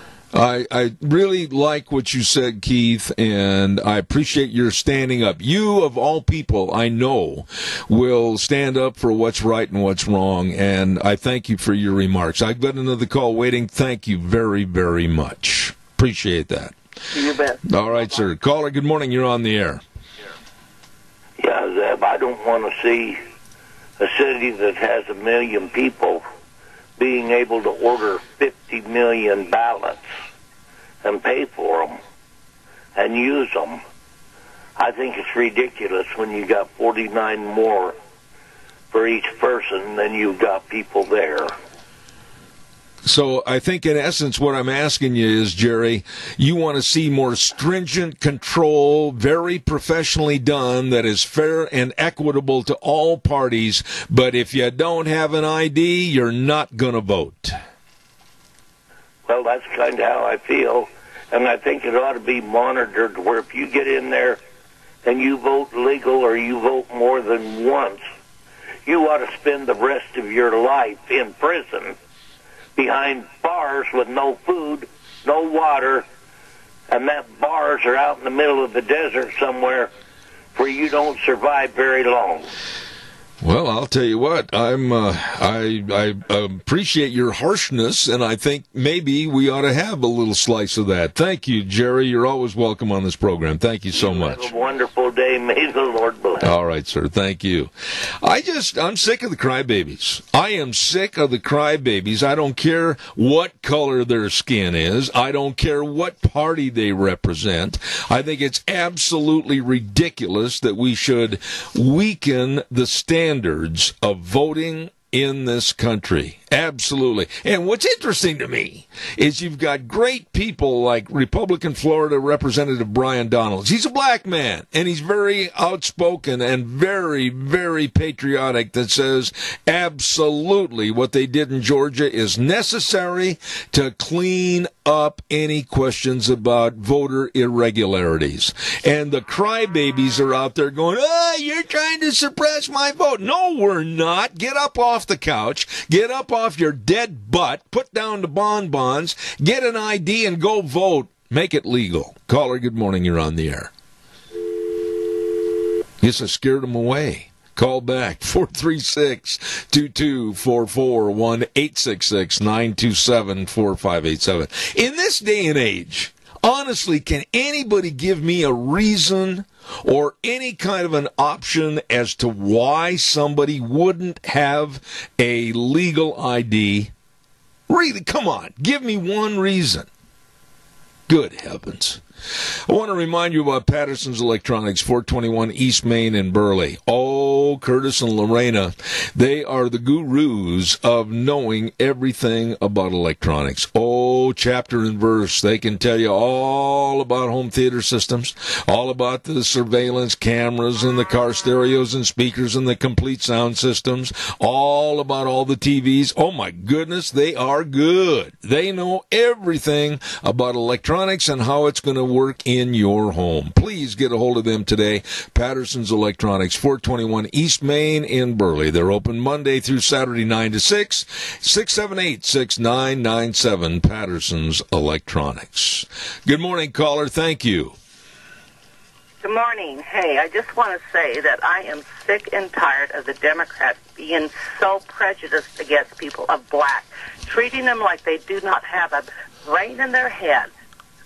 People of color, people that are, I guess you'd say Caucasian, whatever, we all come in a variety, and we all have brains, or we don't have brains, or whatever, but we should have the right to vote, and we should be able to prove that who we are.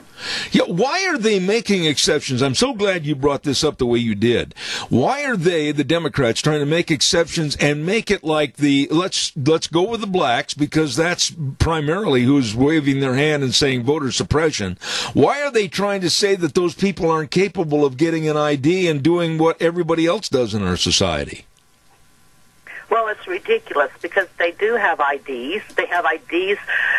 Individuals of whatever color, if they need help from the government, they show their ID for their food stamps or their whatever.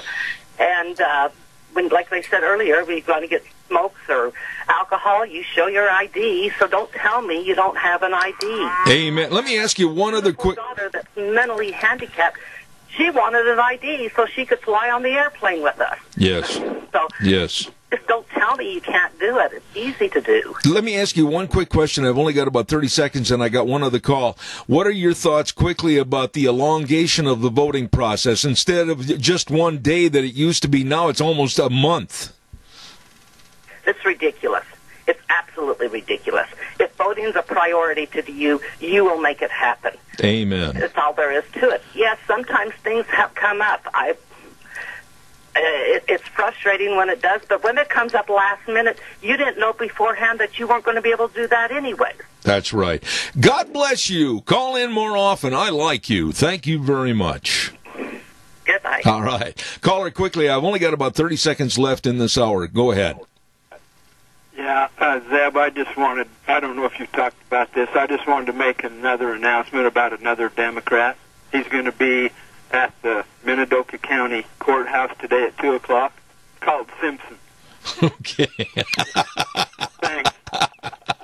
All right, sir. Thank you for your call. I got to run to the news. Dr. History's up next. Don't go away. Zeb at the Ranch.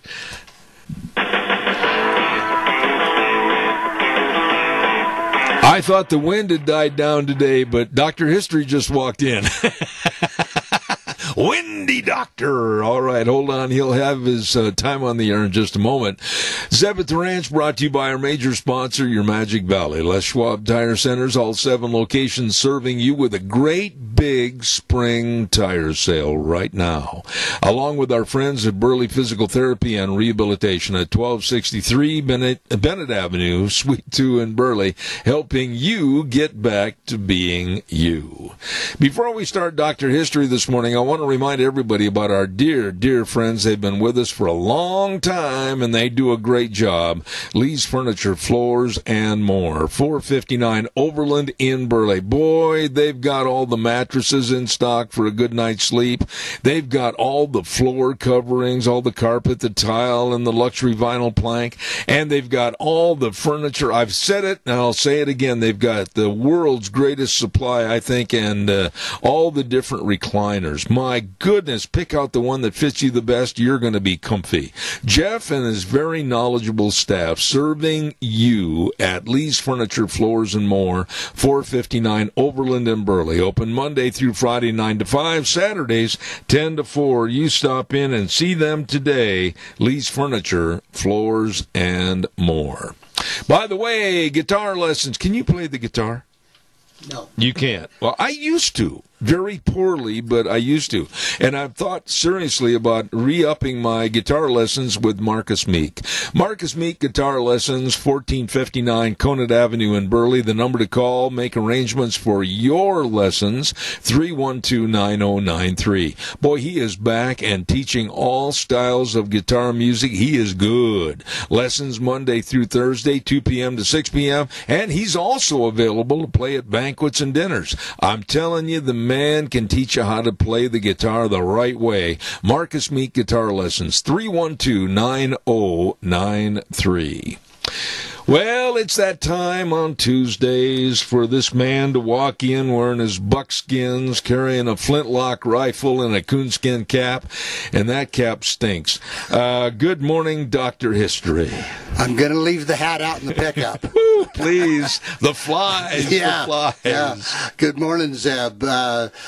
I want to apologize for last week. We had a real difficult time for the local listeners. And so, folks, if you missed last week, you can go to my webpage, dr-history.com, or just Google Dr. History, and you'll be able to listen to last week's show. I apologize. I re-recorded it, and you should be able to hear it okay. Okay. Yeah, we had some technical difficulties. Yeah, sorry about that. Cell phones should all be laying in the bottom of the Snake River. Well, I couldn't have reached it from my house, but could have got it halfway there. What are we going to do? Yeah, so this is the last Tuesday of the month of March, which we've been honoring women of the Old West, yes, and people that I think have not been heard of much. So today we're going to talk about frontier teachers.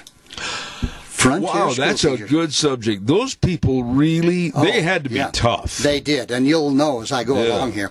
So there's a quote here by Emmeline Wells. She says, "In their way, pioneer women were the molders and shapers of Western society, mothers, wives, business owners, school marms, slowly but surely exerting their influence on the cities, towns, and communities in which they lived." Now, I come from a line of school teachers, Zeb. My dad started teaching south of Filer in a one-room schoolhouse where they lived in it, and he taught grades 1 through, I think, 5 or 6. I went to a country school. Yeah. And 1 through 8. And in some ways, that was a good thing. I think my education was as good as anything. Yeah. So, picture this. Okay, it's a warm noonday sun. It was shining down on this small little log schoolhouse near the base of a mountain overlooking the Missoula Valley in Montana. The year is 1878. The windows of the building were open, and there was a nice breeze kind of filtering through into the single room that had 11 students. Olive Pickering was a young teacher from New Hampshire. She sat behind her desk reading aloud to her class. Her students were just enthralled with the story. They were hanging on every word. Now, picture this. Outside, there are several Native American from the Salish tribe, and they were perched on a post just listening to the lesson. So the Indians were outside. Outside, right. Why? They weren't invited inside? Well, or wouldn't come. I see. But they were outside. So the story fascinated both the pupils and the Indians that were outside. Now, when she got through with the lesson and dismissed the class, she watched the Indians. They kind of hung around for a little bit, then they headed off to their homes. Did they understand English? They must have been able to at this point, because that was 1897, somewhere in there. So, okay. Or 1878. So probably they did. But beginning in 1846, there were hordes of settlers and their families traveled by land and water, converged on the west from all parts of the country, and a lot of them were hunting for gold or to mine or good farmland or a good place to ranch. They explored or settled every part of the region from Nome, Alaska to Santa Fe, New Mexico. And towns sprang into existence, and with this influx of people, of course, they always formed a church. They made laws, schools were established, and concerned parents realized they needed to establish a formal education system. So schools are necessary and good teachers along with them. And without them, their children would become what they called orphans of progress. So they saw the need and the importance. That's what I was going to ask you. Did the families that lived on the frontier at that time, did they respect education enough to really want their kids to go? I think it depended on the parents' attitude. You know, I think some parents may have thought, nah, you don't need that. You just need to know how to work. I see. And others, I think, thought, yeah, you need to learn how to read and write and do math, things like that. But the pioneers who felt the same had the foresight to set aside land where schools could be built. And later they sought contributions from the residents for the upkeep of the schoolhouse and supplies for the pupils. So the local people had to support the school. It was not done by a county or a state or anything like that at that point. At that point, it wasn't taxation, it was just donation? Right, I exactly. See. I see. Now, among the population pushing the boundaries of the Mississippi River were daring female educators who hoped to find work teaching frontier boys and girls how to read and write. And all that was initially required of teachers was that they be able to count, read and write, and mend a pen. A quill pen. That was it. So there was no requirements as far as college or anything. But these new school marms were energetic, and they arrived. They were able to just do a lot of things other than teach the basics. So now some immigrants felt it was only proper that a schoolmaster teach their children, a man, how to read and write. In the scarcity of professionals of either gender on the frontier made it impractical to turn away women who offered this service. So according to an 1890 census, 11% of the country's female teachers lived in the West. Now, although studies in the 1870s showed that pupils under women teachers had actually improved more than those taught by men. Really? School marms were still paid less. Women educators were paid $54.50 a year. How much? $54.50 a year. Oh, my. A schoolmaster, was paid $71.40. Holy Even cow. though they were the better teachers, the female. A year. Yeah. Now, did they supply, they being the community, living quarters and everything? I think it would depend on the community. I see. In some cases, they would take turns living with families. Oh. For, say, a month at a time or a few weeks at a time. But educational pioneers encouraged ladies to enter the field and take their talent into this wild and uncharted territory. And it was against the popular notion that men made better teachers because they were more firm with the students.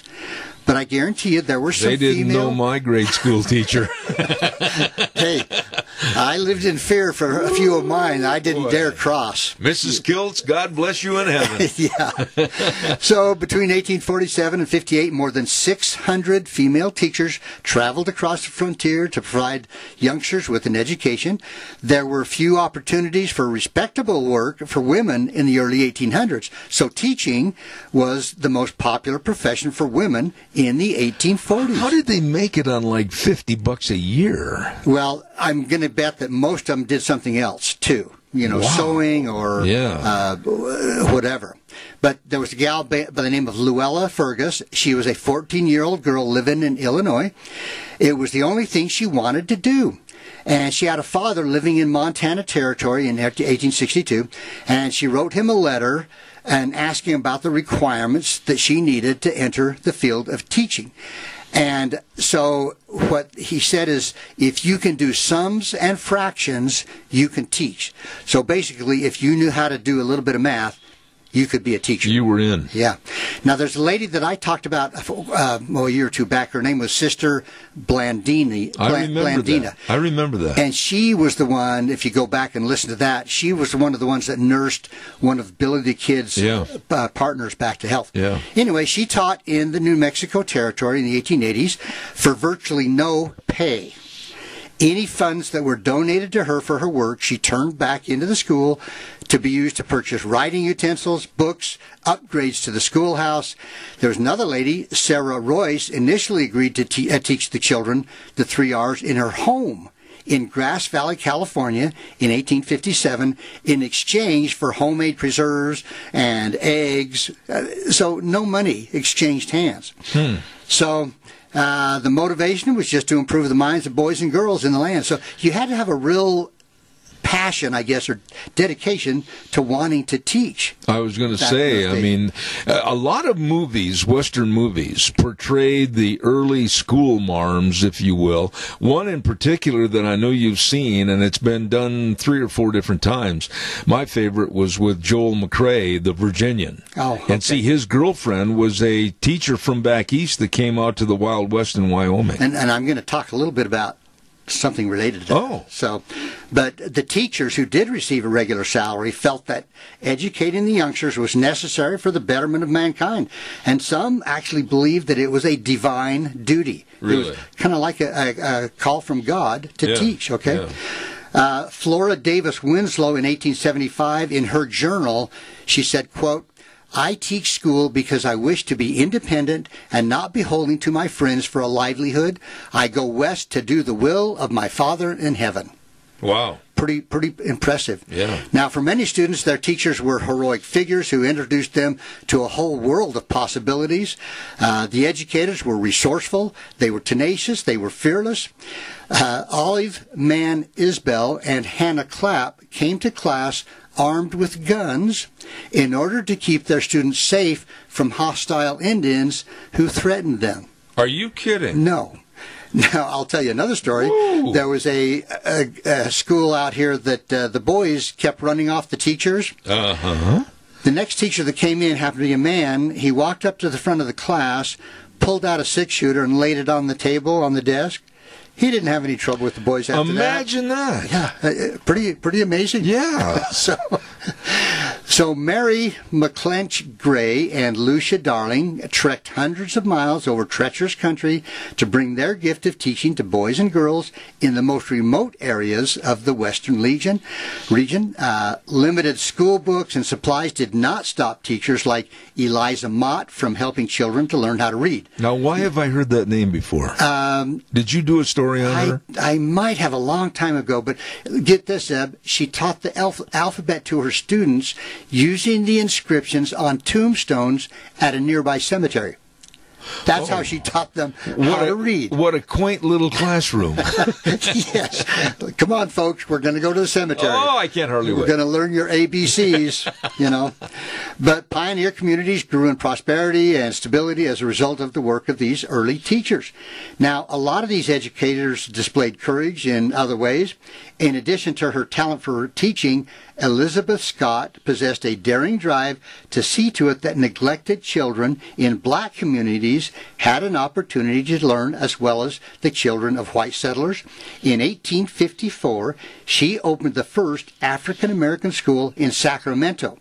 Now, Elizabeth, a widow with three children who had moved to California from New Bedford, Massachusetts, taught 14 pupils in a small classroom in the basement of her home.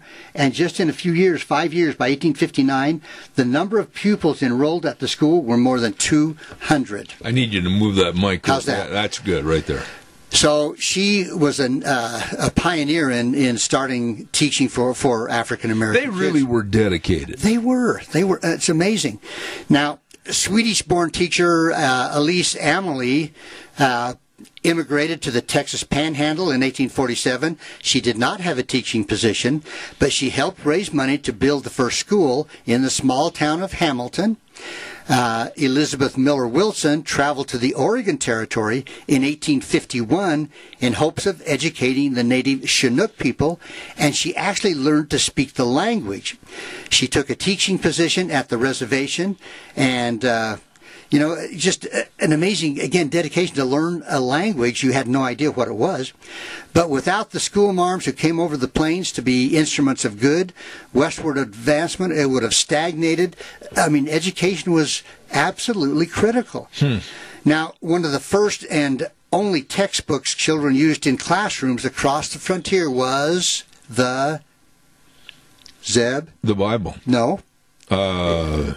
I don't know. McGruffy Reader. Oh, the McGruffy Reader. I know you've heard of that. Yep. And it was written by Reverend Dr. William Holmes McGuffey. But going back to my answer, the Bible was used a lot. Yeah, I'm sure it had to be. Well, in the homes, no doubt, But he was a Pennsylvania-born educator and president of Ohio University, and the material introduced children to a series of characters that were honest, truthful, and kind.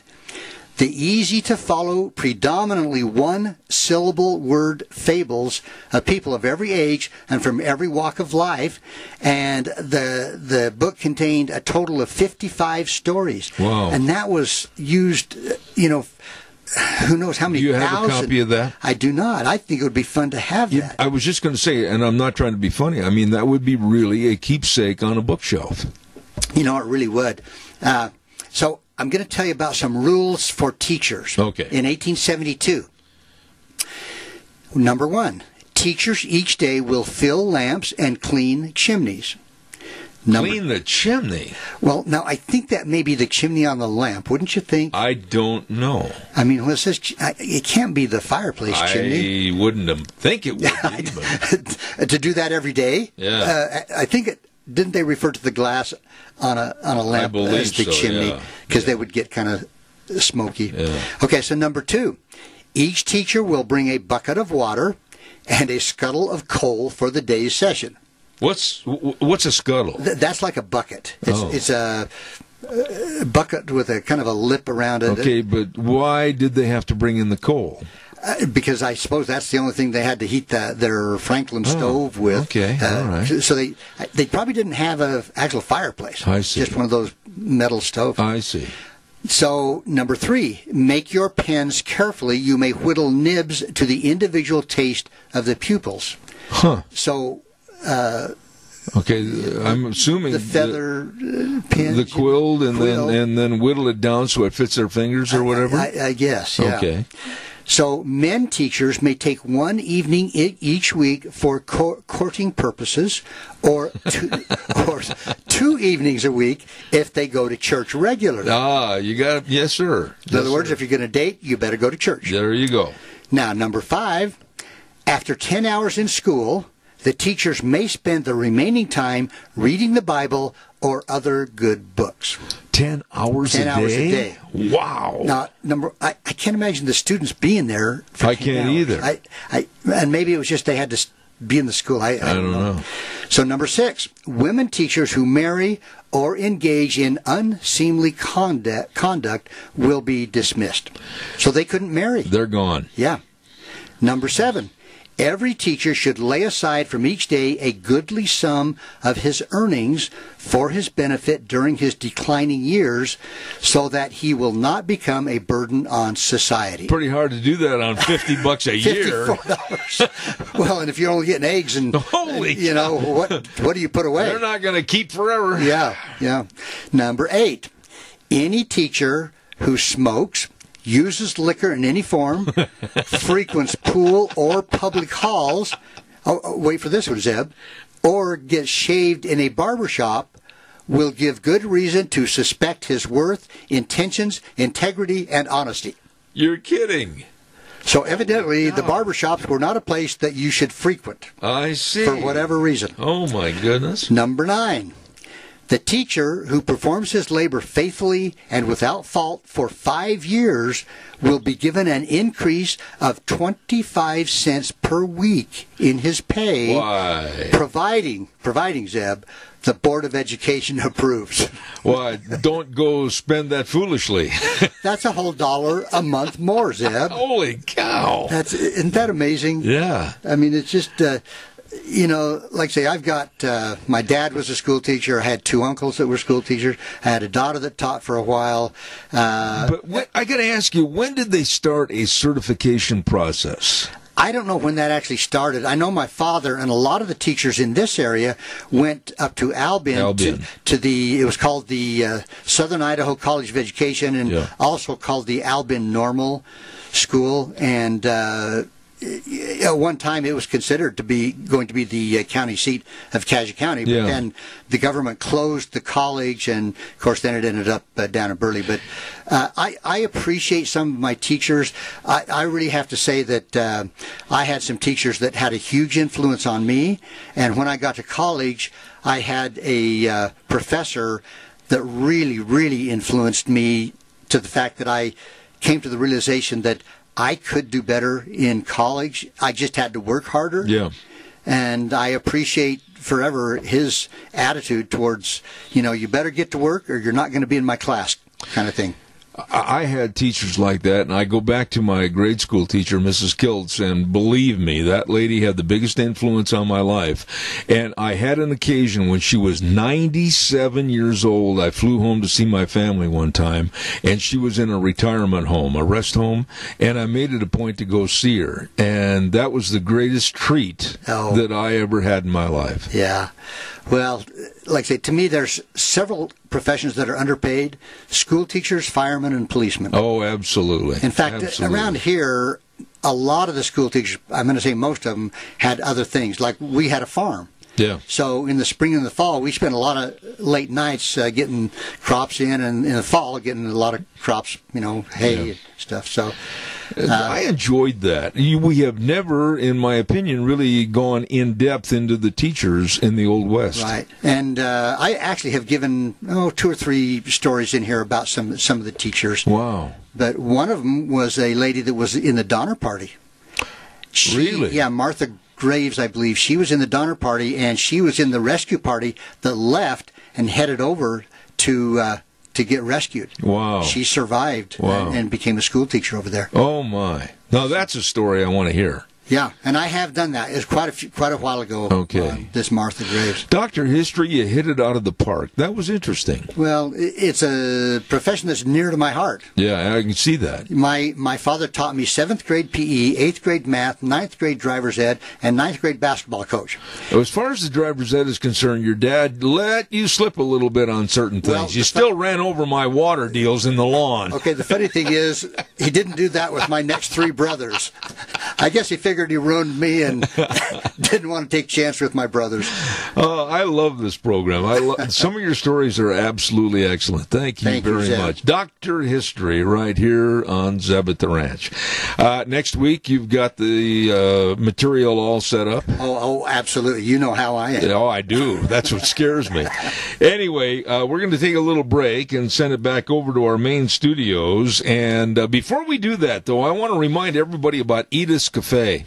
That is a great place to go eat. Absolutely good. Right there at 144 East Highway 81, right across from the golf course. Have you had the peach cobbler with the ice cream? No, but you take their ribs and baked beans. Ooh, yeah. The ribeye steak and it's great eating. And they do catering, too. They're open Tuesday through Thursday, 11 to 8, Fridays and Saturdays, 11 to 9. You're going to love the people and the food at Edith's Cafe, 144 East Highway 81 in Burley. Number to call, 878-2248. We'll be back in about 3 minutes.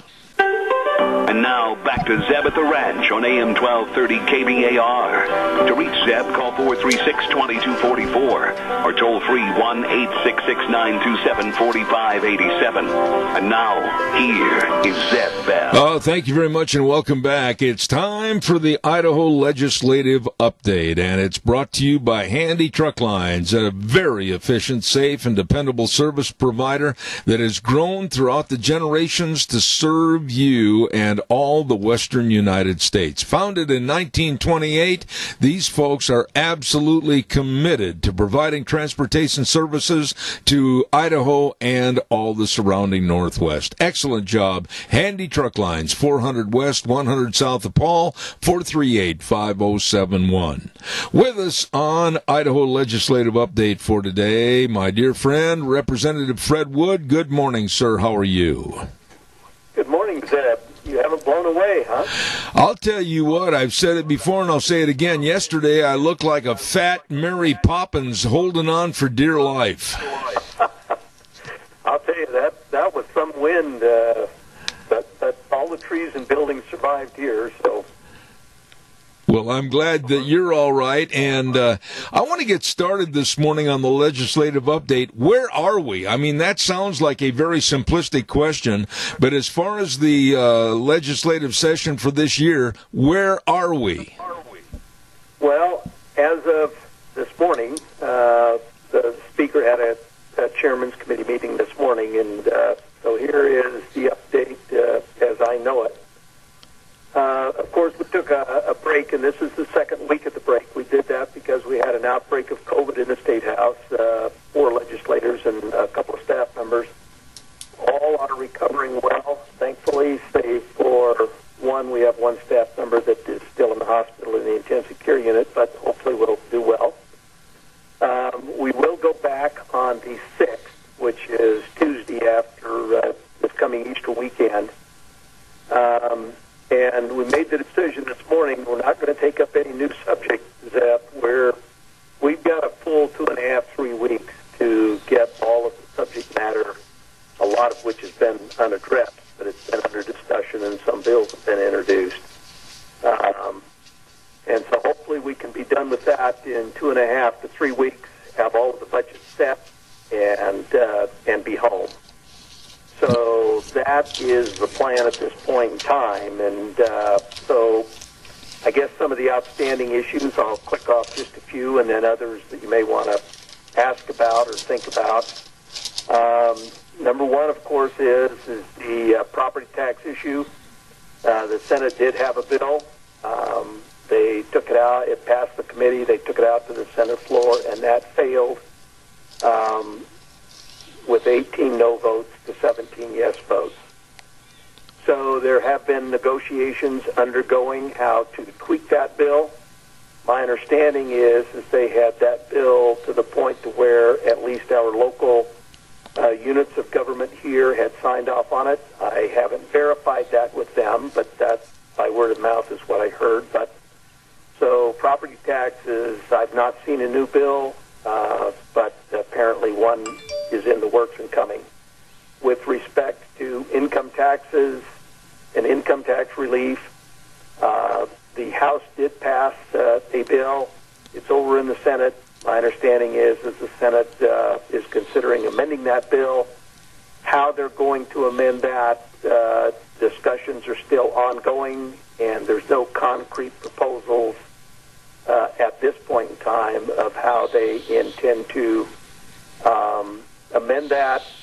There's a big discussion about whether or not when refunds are given, whether that should be a refund based upon distribution of the wealth or whether it should be based upon just a tax rebate. In other words, a percent of what you paid in taxes in 2019 versus just a bunch of money per head distributed around the state. Mm-hmm. With respect to various, there's a bunch of education bills that are still outstanding that have not, they passed, some of them have passed one house. Some of them are being up in their first house, none of which have actually passed both houses. So there's a lot of work to do in terms of education. Then with respect to the ARPA money, which is the new money coming in, I'll take about 2 minutes, and then I suspect there'll be questions you have about that. The state of Idaho in the CARES 3 Act, it's the appropriate name is ARPA, American Recovery Act, is the state of Idaho gets $32 billion. Now put that into perspective, Zeb. The general fund total budget for the state of Idaho is about $4 billion. So we're getting 50% more than that in federal dollars. I do have a spreadsheet in front of me about where most of that goes. The problem is that there's still very little guidance from the Treasury Department of how we need to spend that. We do know that more than $600 million is going directly to the 44 counties and the 9 largest cities in Idaho. That will bypass the state and the state legislature and go directly to the counties in those cities, and the counties in those cities will actually negotiate directly with the Treasury to get that money. There's about, I forget how much more come to the rest of the cities, and that will be negotiated out. It turns out to be about 20% of the revenue sharing that they get on an annual basis. So for the cities that may be listening to this, they can easily compute that based on that. So I'll stop there, Zeb, and then any holes that I've left, questions you have, another direction you want to go, etc., let's talk about it. Okay, let me ask you this, and I'm going to simply put this all in layman's terminology. There has been so much press and so much negativity, I think, this year in our local newspaper, etc., and some of the reporting done, that the legislative session wasn't doing the job, and there was this wrong and that wrong. How do you feel as a state representative about the legislative session and its accomplishments? Well, I think at this point in time, I would say disappointed, and let me say why. When we first showed up there, all that was on everybody's mind is how do we stop the emergency orders from the pandemic? Well, people forgot that there's emergency orders and then there's health orders. And so we spent a month just trying to get everybody oriented to the fact that emergency orders have to do with just general emergencies, and it basically has to do only with allowing the federal government to send monies to the state and to help with whatever aid is needed in any particular kind of an emergency. Now, that's a 100,000-foot description of that. It's the health orders that everybody got all upset about. And then everybody wanted to try and change the Constitution and try and change the statutory language associated with the powers of the Department of Health and Welfare and the powers particularly of the governor. Well, all of the bills associated with trying to get into a dispute with the governor and his powers, most of which are governed by the Constitution anyway, all those bills are languishing, and none of them have passed out of any committee, or, well, not out of the committee, but out of the House, save for House Bill 135, which did pass, but it's not going to be heard in the Senate. With respect to the powers of the local public health districts and the powers of the Director of the Department of Health and Welfare, the House and the Senate passed a bill dealing with the powers of the public health districts, and the House passed, or the Senate passed a bill, the committee passed a bill out of the House Health and Welfare Committee that's now on the third reading calendar of the House, dealing with the powers of the Director of the Department of Health and Welfare. So we have taken care of that, but there's still a significant number of people who want to fight with the governor about his executive authority and his executive powers, which, in my opinion, they're jousting at windmills because that's all constitutionally covered, and there's no constitutional provisions associated with that. There's one that they're making an attempt to do that, but there's not enough votes to pass it at this point in time. Let me ask you. Once we finally got on track, it took us till, 3 weeks before we took a recess. We finally buckled down and started to get to work, and then things have gone fairly well since then. Okay. But let me ask you this then, Fred, and I've known you and you've known me for a long time. You're a straight shooter on this program. With all the different things and items that were not addressed or have not been finalized, is this going to cause a rolling snowball effect for the next session that's going to elongate that session even further? I don't think so. And here's the reason why.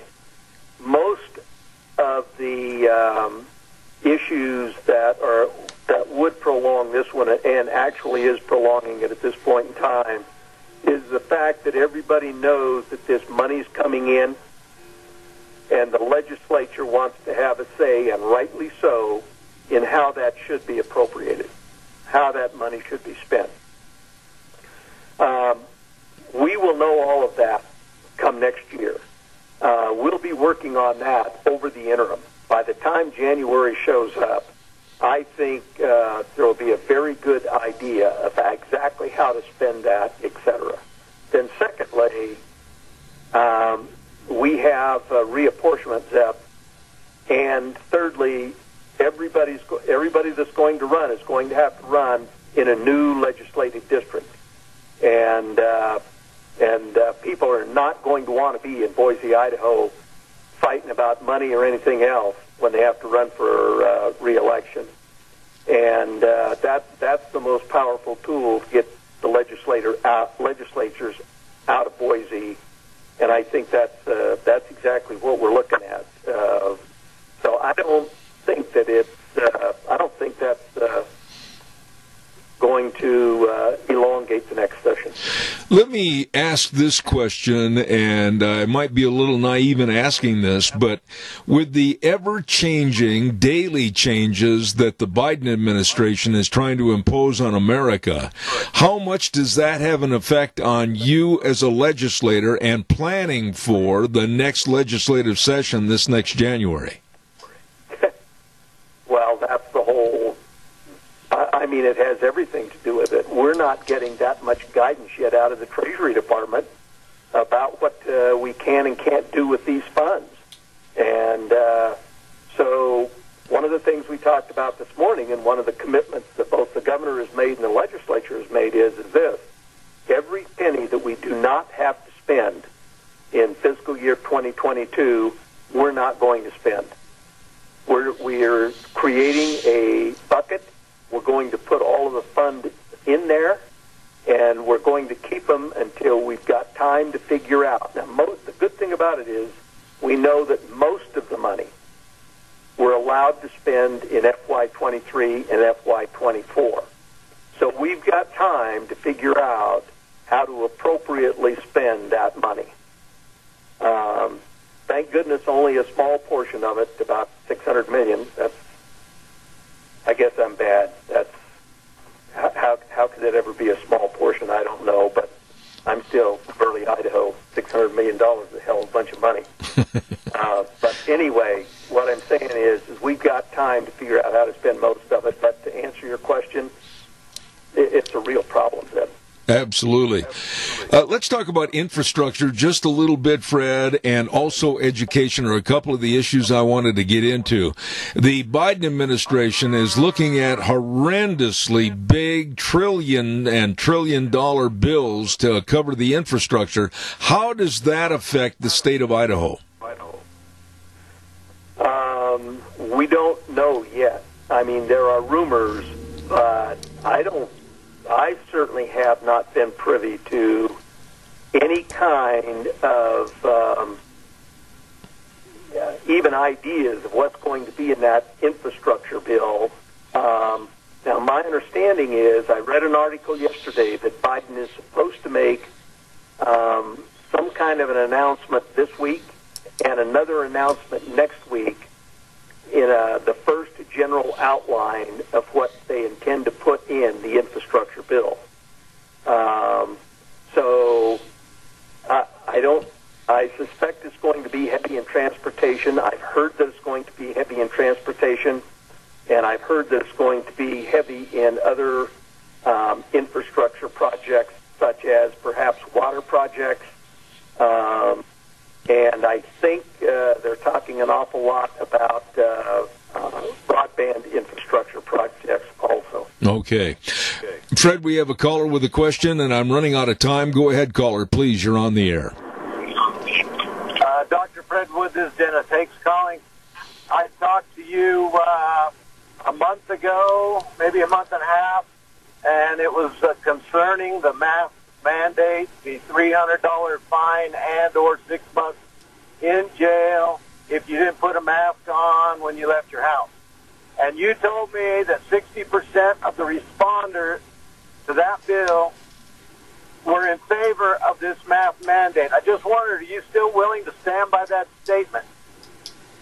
Well, Dennis, I don't believe that's what I was referring to. I think when I said 60%, what you said is that 60% of the people, or most of the people, didn't agree with Governor Little's mandates associated with the pandemic. And I said, well, you know, my email traffic is that about roughly 60% of the people, when it came to the governor's handling of the pandemic, et cetera, agreed with the governor's position and what the governor had done.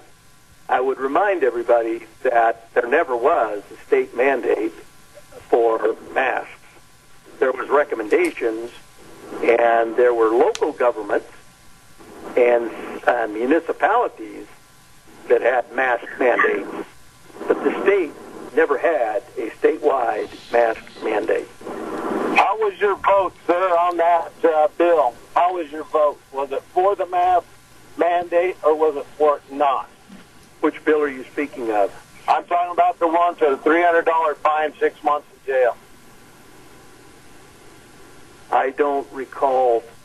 I would have to have a bill number before I... Okay, but you do remember voting on the legislation, local, that would have given us that fine and or 6 months in jail. You do remember that? I need a House bill number or a Senate bill number, whichever one it was. For that, that reminds me of somebody else in Washington.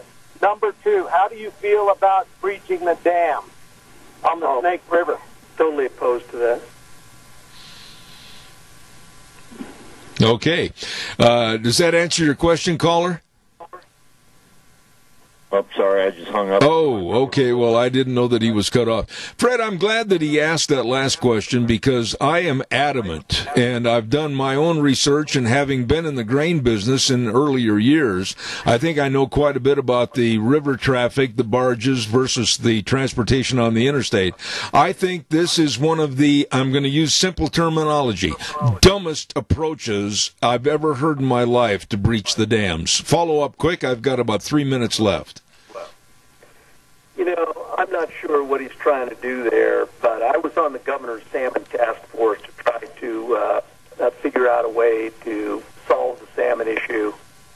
The issue is that I don't think removing the dams, to be personally honest with you, gets us to where we need to be with the salmon at all. And plus, it destroys the transportation infrastructure of getting the agricultural exports down the river.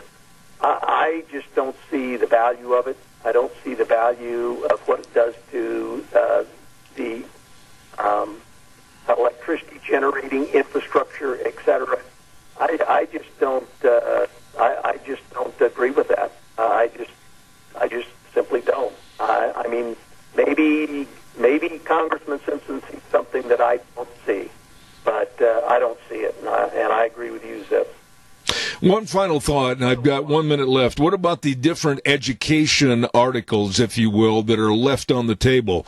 Are they going to be insurmountable problems, or can they be worked out, perhaps, during the course of the summer months? Well, I think that most of the reasonable, or all of the reasonable educational proposals out there, and I think most of them are reasonable. I think they can be negotiated out and worked out, to be perfectly honest with you. I don't see any of those that are insurmountable. Now, there's a bunch of this ARPA money that is going into education, and there may be some disputes about how to spend that, and that has to be spent in FY22, as I understand that. So that there could be some real disputes there, but in terms of the rest of the policy issues, I don't see it. Representative Fred Wood, I thank you for being on the Idaho Legislative Update. Thank you very much, and hopefully we'll get you back on in the next couple of weeks. Thank you, Fred. Thanks, Zeb. Talk to you later. All right. Thank you much. Our Idaho Legislative Update brought to you by Handy Truck Lines, providing trucking services throughout the western United States, and we're absolutely very appreciative that they are sponsoring our Idaho Legislative Update. Handy Truck Lines, 400 West, 100 South of Paul, 438-5071. Holy cow, we've got to jump to the weather real fast, and I want to thank everybody for their calls this morning. Thank you very much. Our weather forecast brought to you by Scarrows Meats, 331 North Road, Jerome. Number to call, 324-7657. Or you can go to the website, scarrowsmeats.com. Absolutely delicious meats. All the different sausages, the bratwurst, the tri-tips, the different bacons. Oh, you're going to find exactly what you want at Scarrows Meats in Jerome. And right now, here's Gina with the forecast. Definitely not as windy as it was yesterday, and we're going to be warming up as we make our way through the week. Here is a look at your weather forecast. Sunny skies for today, high of 46, a slight breeze out of the west at about 9 miles an hour. Tonight, nice and clear with a low of 24. Tomorrow, sunny skies, high of 61. We're expecting an overnight low of 29 for Wednesday night. By Thursday, sunny and 73, sunny and 75 for Friday. That's look at your weather for Zeb at the Ranch. Thank you, Gina, and brought to you by Don Scarrow and the crew at Scarrows Meats, 331 North Road, Jerome. Again, that number, 324-7657. It's true. Oh, it is true. They are changing the way we eat, one delicious bite at a time at Scarrows Meats. Want to thank our major sponsor, and that's, of course, your Magic Valley Les Schwab Tire Centers, all 7 locations, really involved right now with a great big spring tire sale. I mean, you better get in there and save money and make sure you're driving on safe tires with all the different tread designs, all the different sizes, all the tires for all vehicles at your Magic Valley Les Schwab Tire Centers. Spring tire sales, save money, and also be sure and check out the great brake service. Oh, highly trained technicians working on your brakes, front end alignment, shocks and struts, batteries, all of this and more, along with the best in service to you. With all 7 locations, James and Buell, Dan on Poline in Twin Falls, Lane and Rupert, Mike and Jerome, Dave on Blue Lakes and Twin, the Twist family in Paul, and my buddy Trent on Overland in Burley. The best, your Magic Valley Les Schwab Tire Centers. Our Bible verse for today, boy, does this hit home with politics today, from Proverbs 29, verse 2. With good men in authority, the people rejoice, but with the wicked in power, they groan. Amen. Hey, listen, we always end the program by saying the way things were, the way things ought to be, and the 4 words that mean the most to me, in God we trust. We'll be back tomorrow morning at 8:06 right here on Zeb at the Ranch. You have a good day. Thanks, Sean. Have a good one.